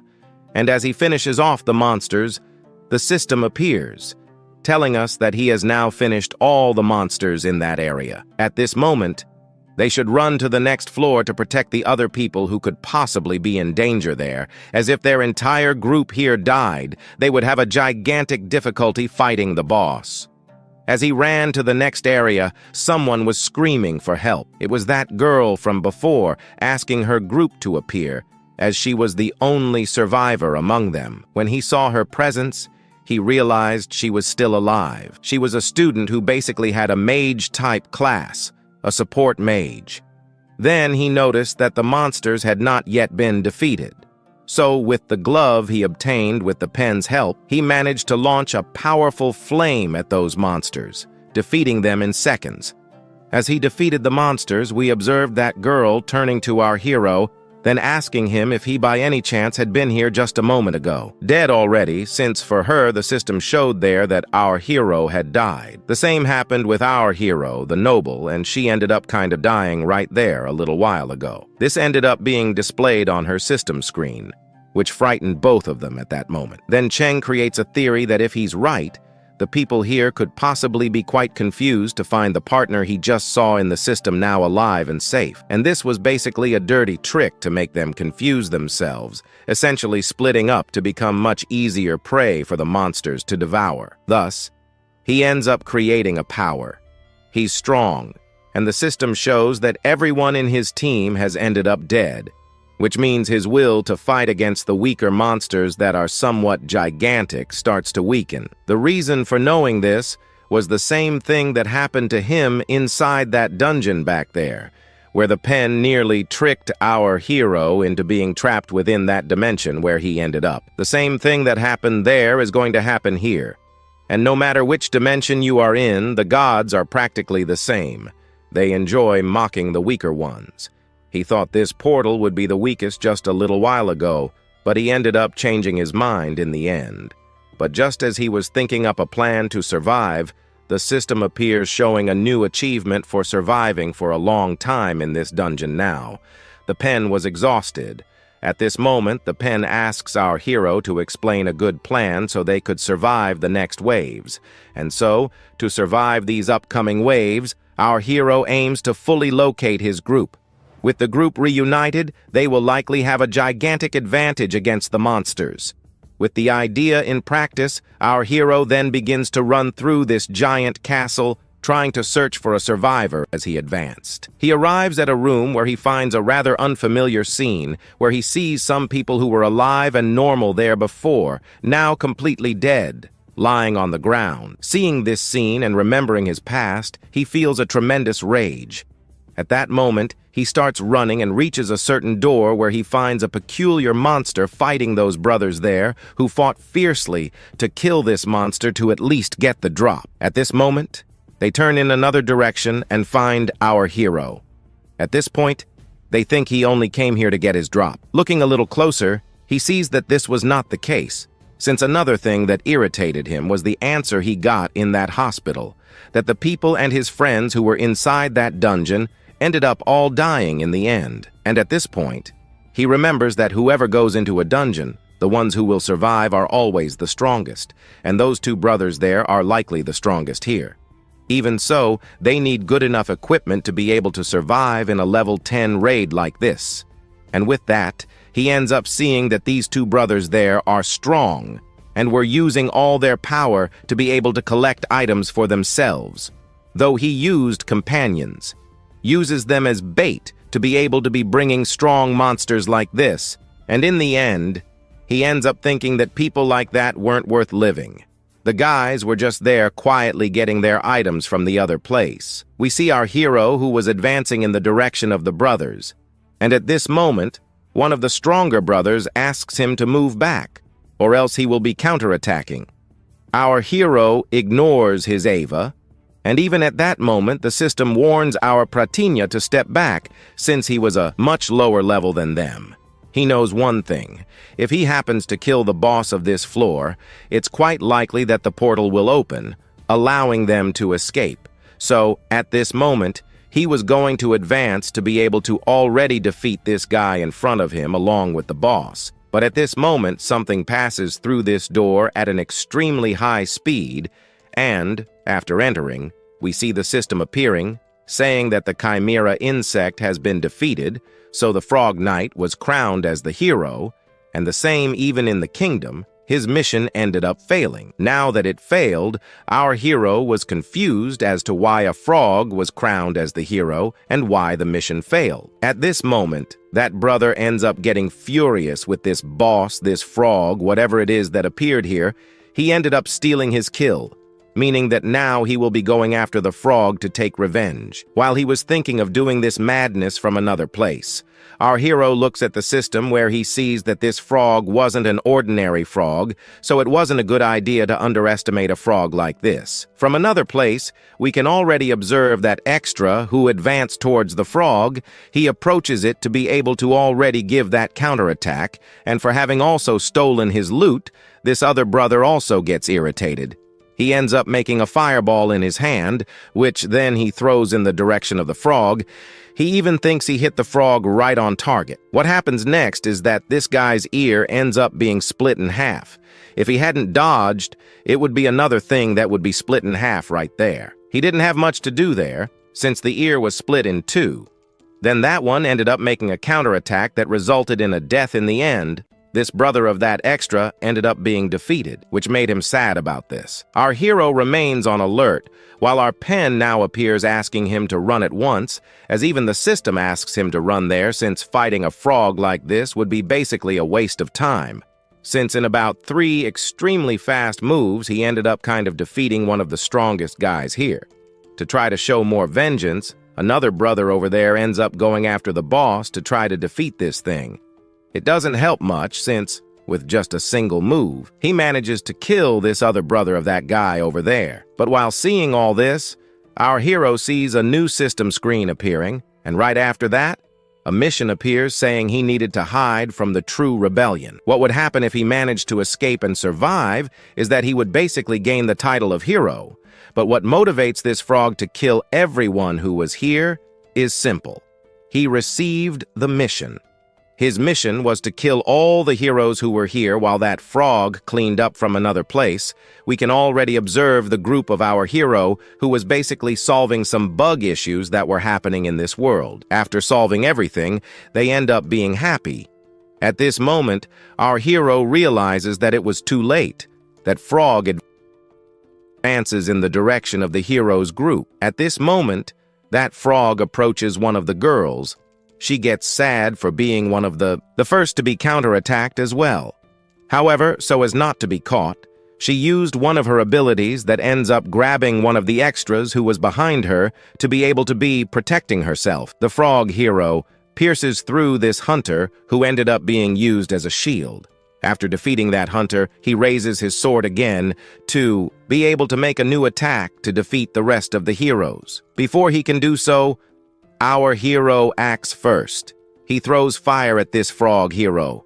At the point where the fire touched him, he realizes it was too late, so he ends up getting rid of that cape he was wearing.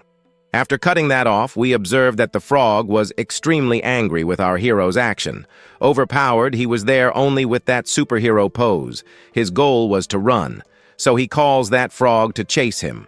At this point, he begins running at high speed in another direction. This does not help much, though, as the frog manages to catch up with him as quickly as possible. He almost hits our hero when our pen appears, using its mouth to defend our protagonist. Even though defending against that sword, he was not able to defend himself 100%, as we see here that he was thrown against the wall. Now, against the wall, we observe that frog counterattacking our hero, and to avoid getting caught, he ends up breaking through the wall to another spot. Now, we only see our hero trying to use all his strength to defend himself against the frog's smallest attack. But at this point, when he was just thinking about defending himself, the frog attacks again. Now he hits our hero squarely, throwing him once again against the wall. However, to avoid dying so soon, he uses some mana potions to recover his health. Now that his health is restored, we observe the frog on alert. Already from the other side, we see that group of his approaching our hero. While one was worried about our hero, we observe that Noble concerned for her safety. She wonders if someone would not come to look for her. But as she approaches, she realizes that the frog was there only to be defeated. At this point, she also realizes that those two brothers were defeated. At this moment, Cheng reveals to us that the boss who just appeared was literally a bug in the system. But regardless of whether they managed to clear all this abyss in here, he also reveals to us one more thing: that this frog has as its goal to defeat everyone who was inside here. This leaves her confused, and she wonders how he knows this. He only knows this because he gained that system of the day, and now they have to rely on pure luck. So here he needed to find a way to get some buffs, and also find a way to defeat this frog here in front of him. So she ends up taking a bag, and reveals to us here as well that she has a bag. This bag was basically a bag of buffs. He even thinks that buffs here won't be helping anything at all, since this guy's speed was insanely fast, and escaping was basically out of the question. He also ends up managing to observe his stats. His stats were basically those of those brothers there. What was best in that frog there was only speed. But if by any chance those twin brothers were alive here for some reason, they would have been able to defeat this frog easily. Now that they're dead, it has basically ruined everything, and they don't know what to do anymore. There was still a way out, since there were basically two buff mages here, who could maybe help them defeat it. Also, he had never even seen a high-level adventurer before, so he cannot be able to evaluate his level with that precision, and the only uncertainty is whether the tactic of the level 4 and level 5 adventurers will work against a monster like this. If they succeed, they will be able to easily handle the other level 9 adventurers. Meanwhile, we observe him, highly motivated to defeat a monster like this. Kaneda wonders if he really had that idea in mind of wanting to defeat such a powerful sub-boss. Elsewhere, we observe Essa, who somewhat supports our hero's desire to fight against the boss. The noble, however, takes a step back, saying it was insane, and even more so to fight against something as powerful as that. She thinks he's crazy, but escaping from the monster was basically impossible. She herself had seen the monster's speed, so now our hero only thinks he should buy some time, as he suspects that out there it's likely that hunters are already searching for this noble girl. Meanwhile, in another place, in an office building, we hear someone handing over a certain list of people who had been sucked into a hospital dungeon to a manager. He becomes sad, not wanting to do anything to help anyone inside, as if he didn't help, his reputation would likely plummet. The Epic Guild and the Golden Consortium are two problematic entities that wouldn't let this incident slide so easily. Looking to one side, the Epic Guild was already ready, but the real problem was the young heir of the Golden Consortium, who was basically resting in the hospital. What happened was that his sister ended up being sucked into the portal as well. He notices that his cell phone had been ringing for a long time, which was already irritating him. To stay calm, he finally answers the phone, where someone quickly informs him that that deceased person also had the misfortune of entering that dungeon. At this moment, he recognizes Sheng, that adventurer who had died there before but somehow survived. Now that he sees this, he views it as a good opportunity to get rid of that thing. He said the opposite. He needed to send adventurers to protect him, as inside there was basically one of the daughters of the son of the Golden Conductor. But the person on the other end of the line said not to worry, as he already wanted to give us quite a good suggestion. His suggestion is given, and the guy is happy. He also didn't expect so much already from a financial magnate's son in the country, and the craziness she just told the manager here. Our video then begins with some memories where, on a very dark night, we observe our hero alongside our pen in a fight against a monster. He defeated 200 monsters, but already, however, in a battle where he has an entire group to take care of, the pen says he will have a tremendous difficulty in defeating any monster. However, because of saying this, the pen starts to grab his attention, but he does not pay attention to anything it says since he is at least trying to learn the basics of combat. In the last battle he had there with some monsters, he almost died, and because of that, the boss of the Underworld almost subdued him. Now he wants to teach him some special skills for a fight against a boss, a TRS-level adventurer, alone. He wonders if he can defeat a boss. The answers weren't entirely clear because the boss is always slightly stronger than usual, but even so, it is possible to defeat a boss of the same level as yours. Now, if your group is bigger, well, you might. In a previous battle, he managed to defeat a BO whale alone, but in that fight, he faced some difficulties, which the pen says is normal since he was a novice and would suffer anyway. However, still, the pen says he has some important points he needs to learn. So it asks him to grab the pen, a notebook, and some paper to write everything down while fighting. We see that our hero was quite vague about the response to his opponent since, in the last battle against the whale, he made a judgment against it. Now, with this new opponent, everything was very different. If he didn't modify and adapt to this new type of monster, in the end, he could only accept his fate. That fate is death. Since everyone in his group was level 5 and the enemy was level 9, how could he possibly defeat such a boss? At that moment, he saw the situation unfolding in front of him, but he still had a chance at victory. The group's mage then used an ability to distract the boss for a few minutes.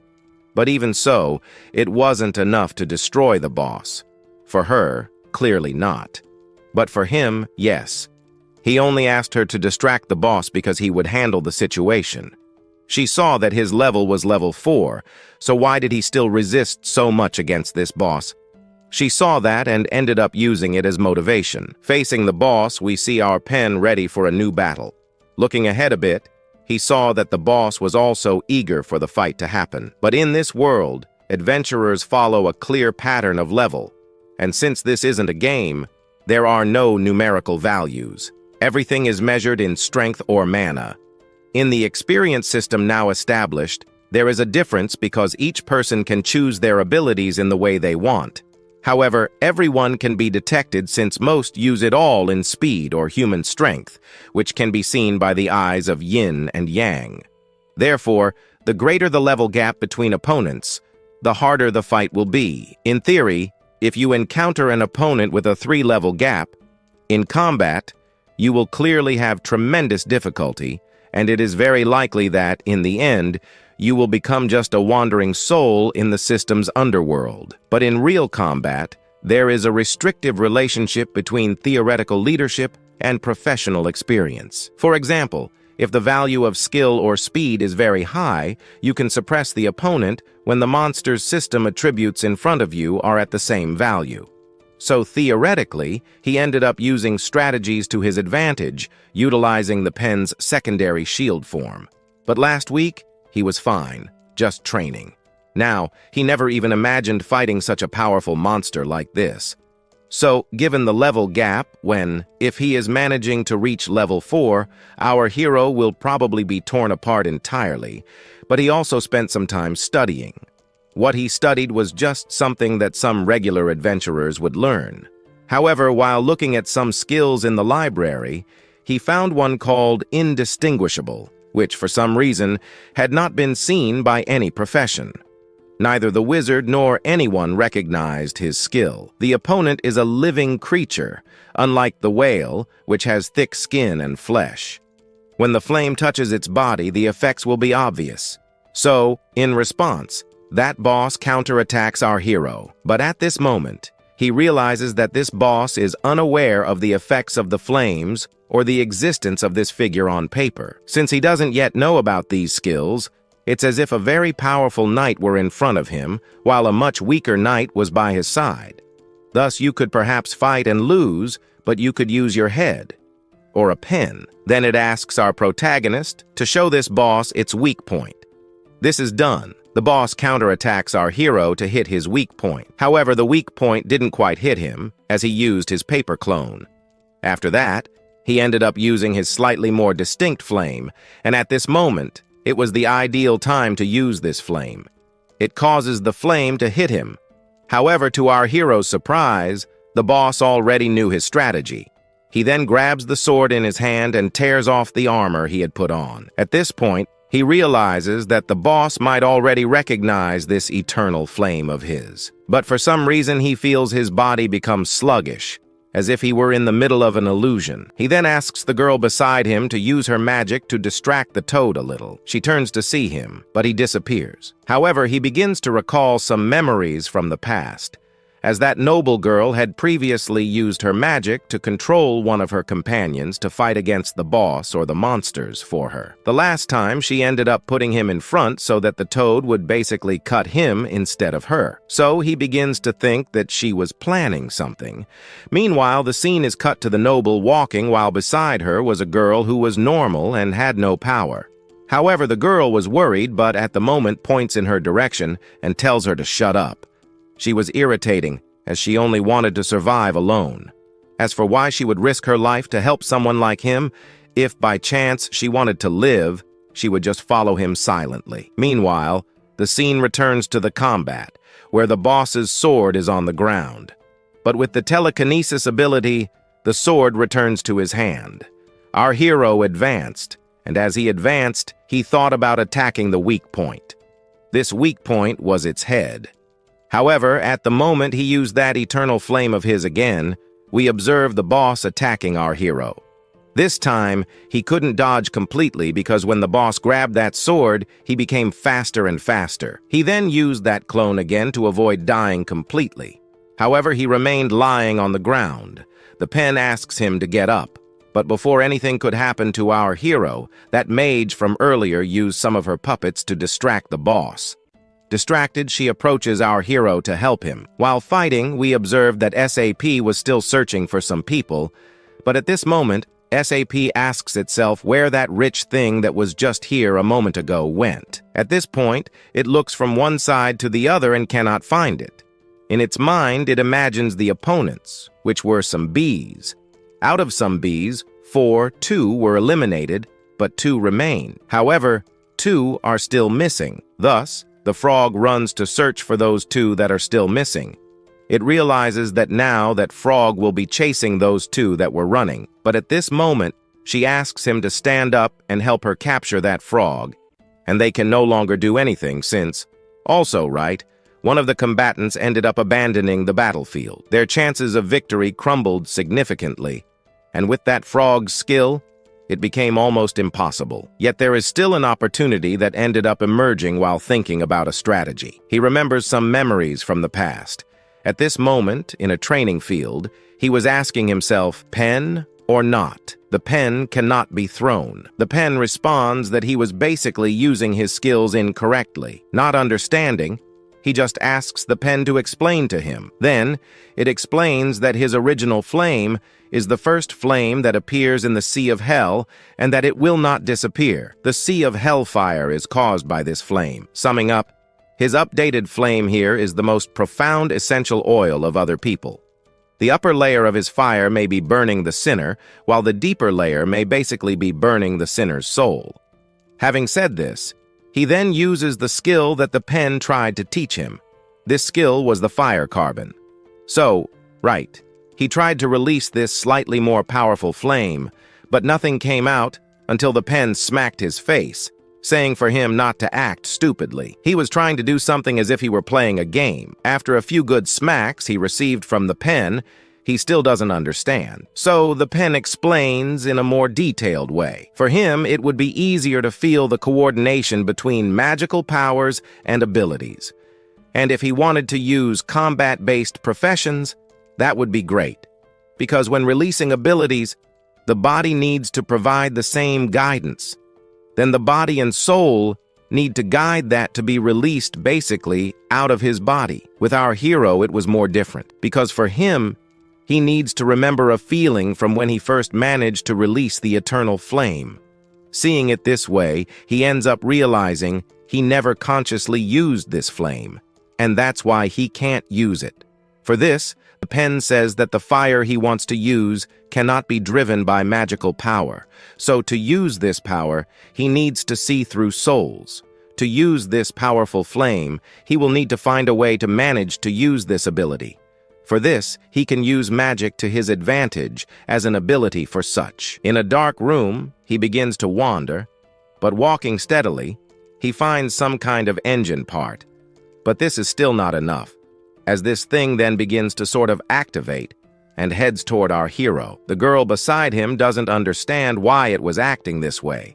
So she wonders what was happening to him. He was basically trying to feel the greater part of his magical power in his body. But it seems his body ended up using all his magical power, ended up causing our hero immense exhaustion.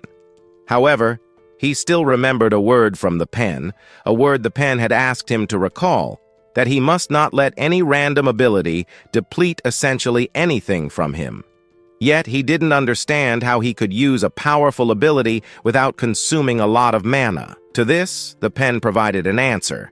He should only use the necessary amount of mana to activate any ability. Realizing this, he finally understood how things worked.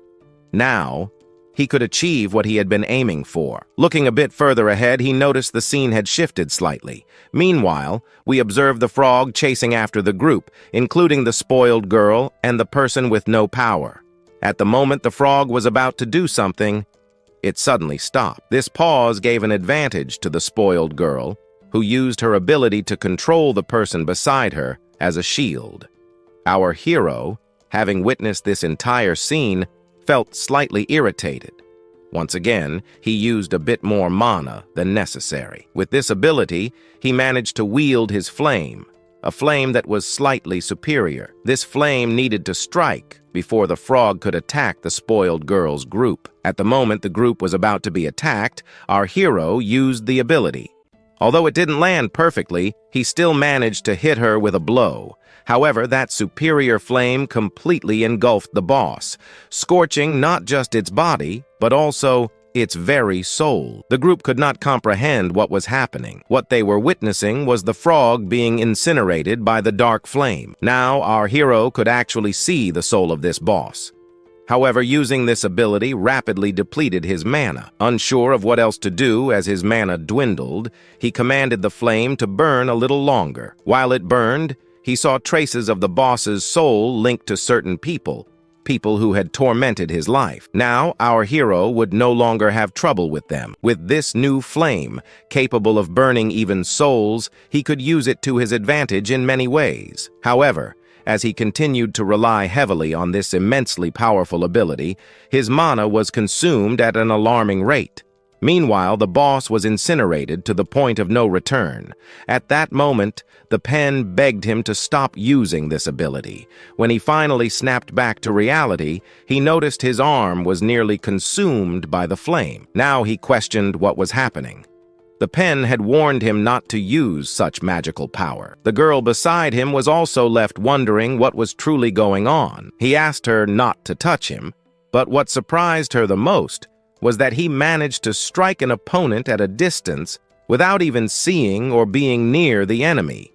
This was an ability that could burn everything in its path. At that moment, he wondered why he hadn't been able to use this ability before. With it, he could have potentially defeated anyone.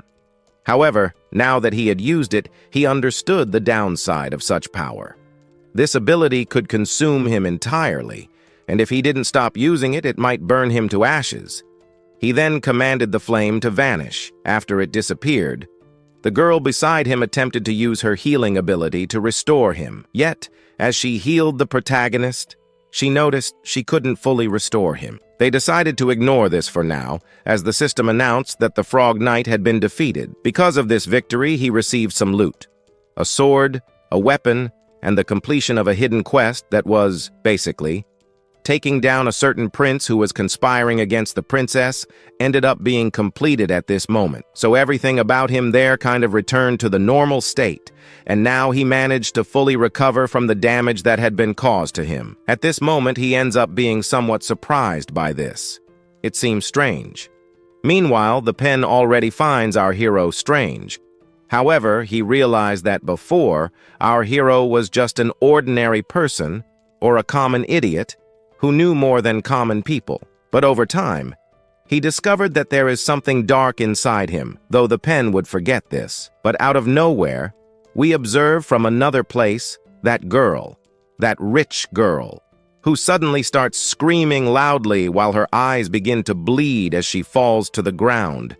She screamed for someone and asked if there was anyone there who could help her, while the girl next to her simply ignores and runs in another direction. So, they kind of managed to survive this wave of the frog boss.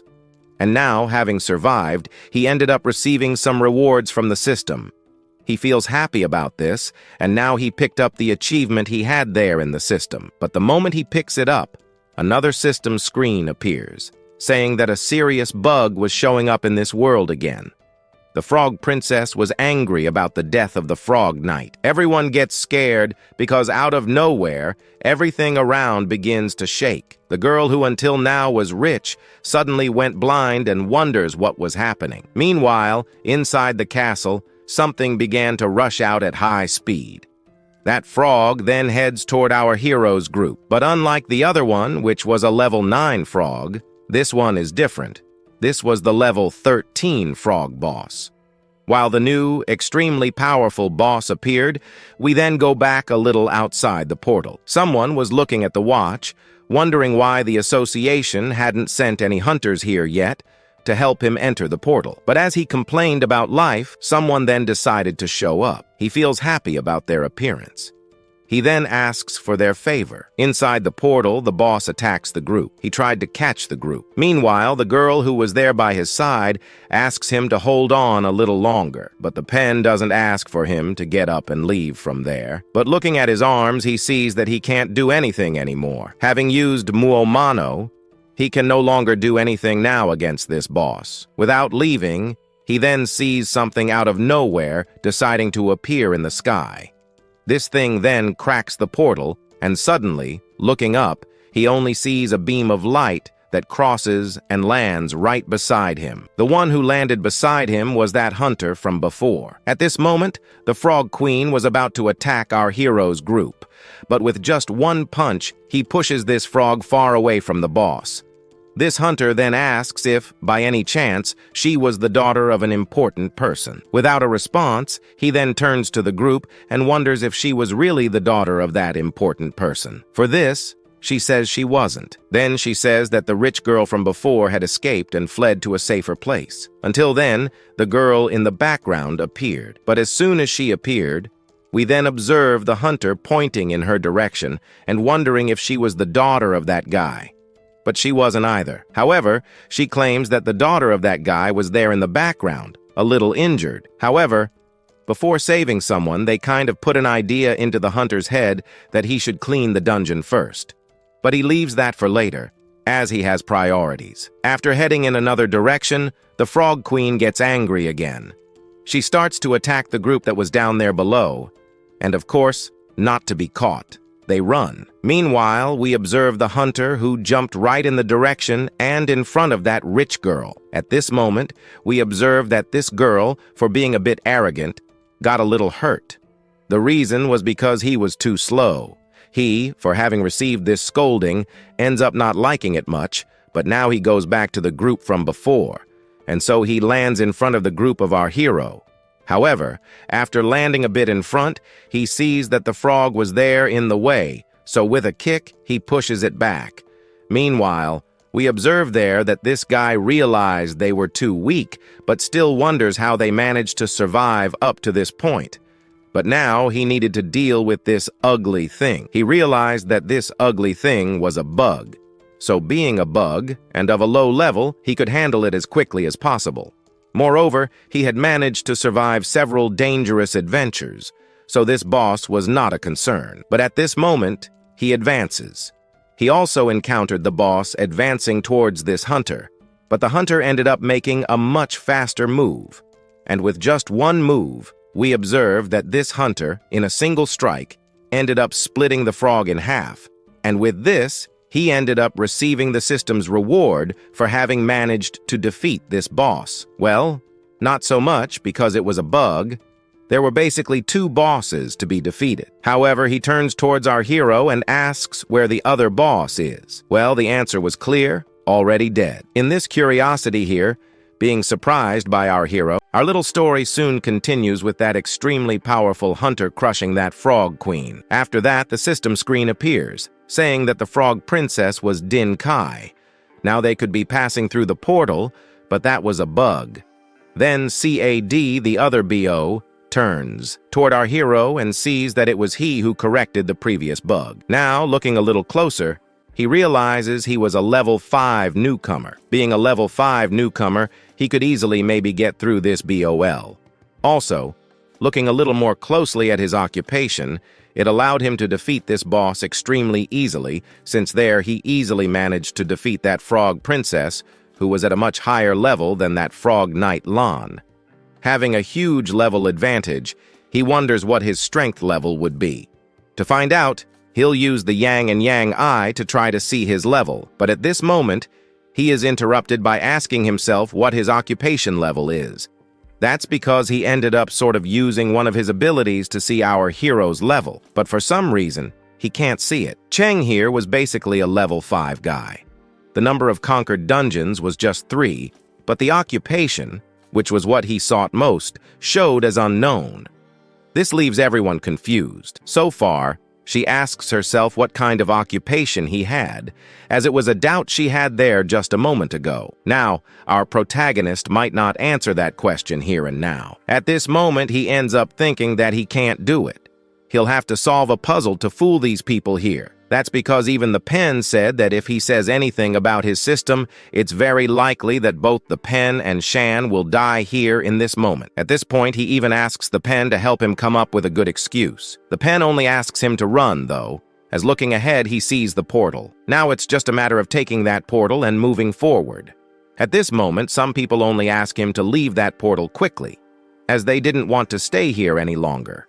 Even the pen shared the same thought as those people. As he thought about leaving, we observed that Hunter asking him to wait a minute. Well, he didn't know what this guy wanted, but maybe he even thinks he's going to share the money, some resources with them. Meanwhile, she kind of turns toward the portal and sees our PR. She still hasn't asked his name, but once they leave, she'll probably ask. Meanwhile, our hero looks at a system screen at the same time as that hunter while moving in the direction of that hunter. We see him looking to the side where he finds several resources that they could share among themselves. But even so, some of his companions unfortunately died while trying to search for resources like these. The objective of a hunter in this world is only to enter dungeons and risk their lives to earn money. Even more so, he ends up saying here that in dungeons, it's basically impossible for ordinary people to protect themselves. But with their help, possibly in the future, he will be able to become a much stronger person. Like, quickly, he could reach level 10. Easily, he could level up to level 20 or even more than that. Now, Cheng tries to understand what he was trying to say. The pen only tries to say that level 10 might be the maximum level, but the dungeons aren't classified according to A, B, C, D, and E. They represent the portal levels, like level 1 to level 20. To differentiate this, they end up placing portals from level 1 to level 5, and they call this rank E. There's also a rank D, which is from 5 to 9. The same applies to A and B except for C because C now is level 10. When the adventurer reaches level 10, they can basically enter a rank C portal. But even so, the person who ended up entering the rank C portal ends up encountering some bugs frequently. But upon reaching level 11, you can basically change jobs. This is a unique opportunity for those people who awakened a power they didn't like. What he says is basically correct. He needed to become an adventurer on his own, since, with this trophy, he would manage to become much stronger. At this moment, he approaches our hero and says he had another mission to accomplish in this place.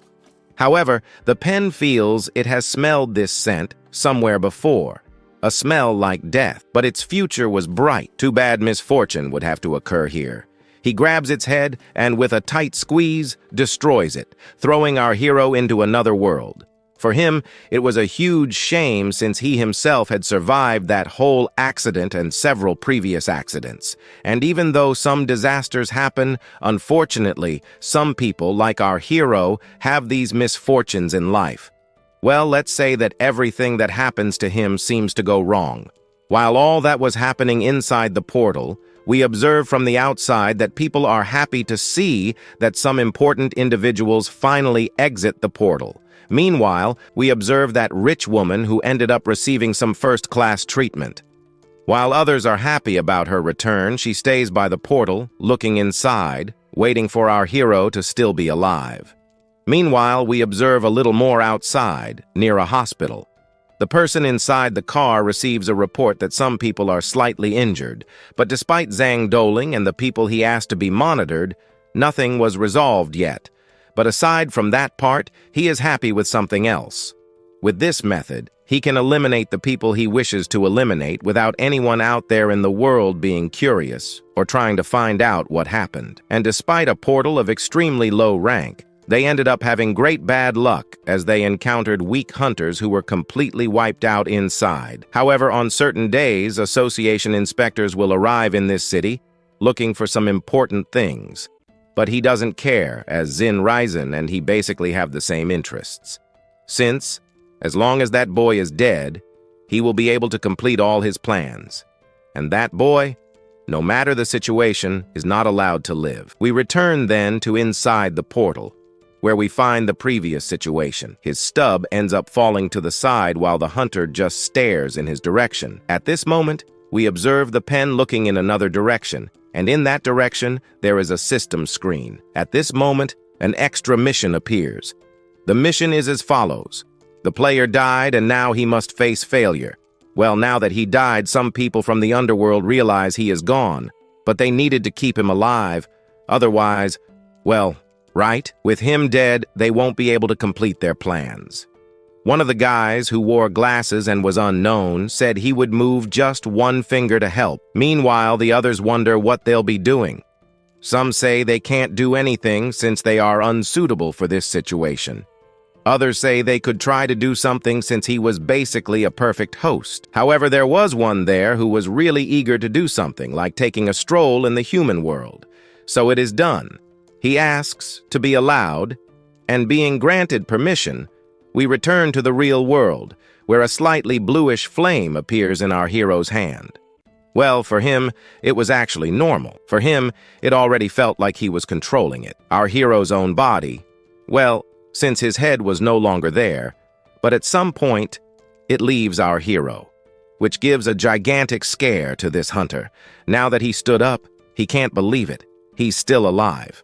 But now, what could he be doing? At this moment, our hero stands up, while his head was on fire. He was just performing the whole act, because then he uses a slightly stronger fire that goes in the direction of the hunter. At this moment, a strong pressure comes over him. If he didn't have all the power he has, he wouldn't withstand this pressure and would have died here. But still, he wonders what kind of profession this is. This is a crazy profession. It's also a new profession.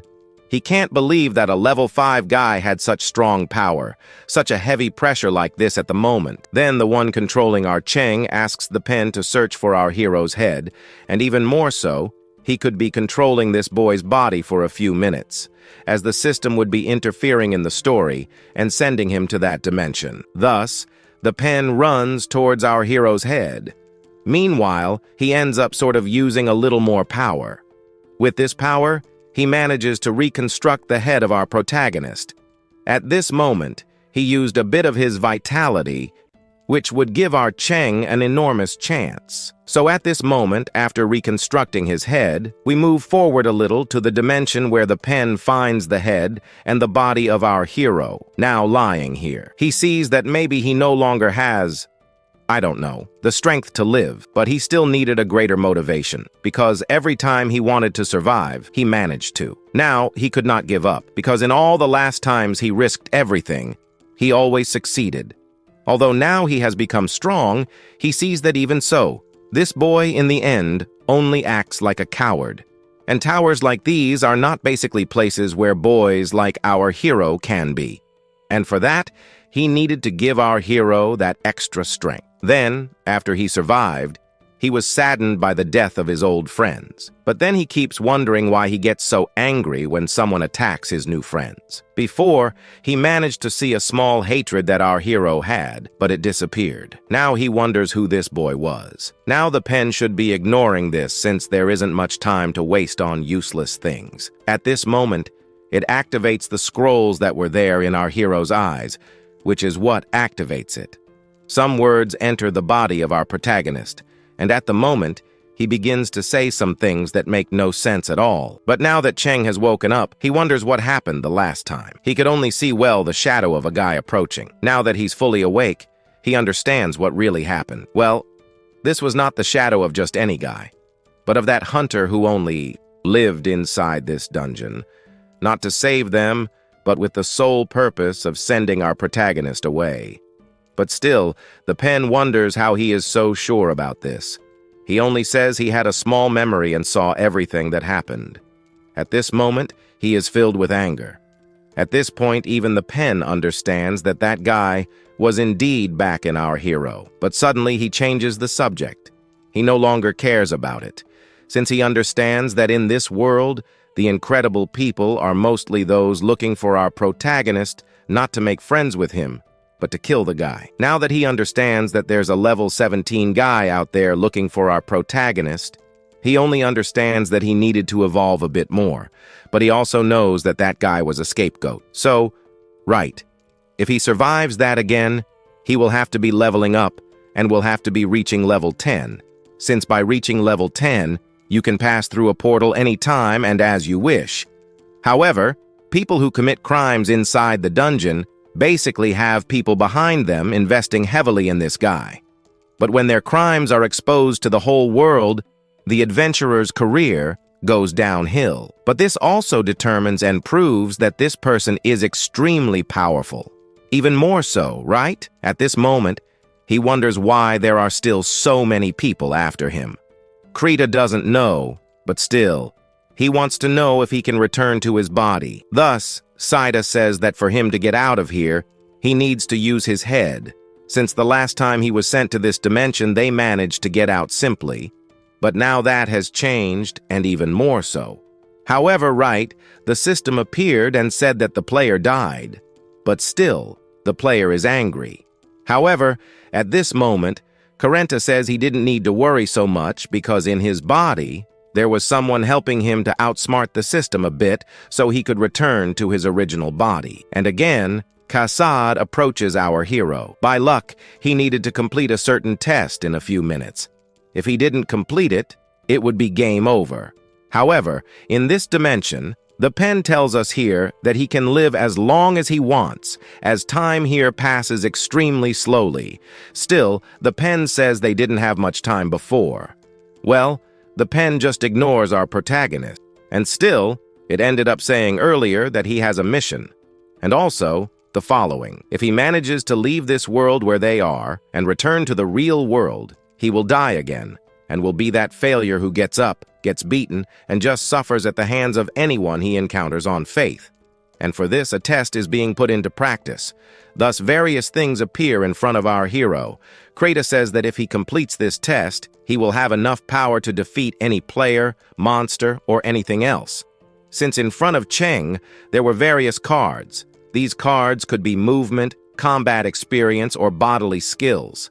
In this place, he had everything to learn the best of the best. But now, looking at these tasks, he sees it was a lot.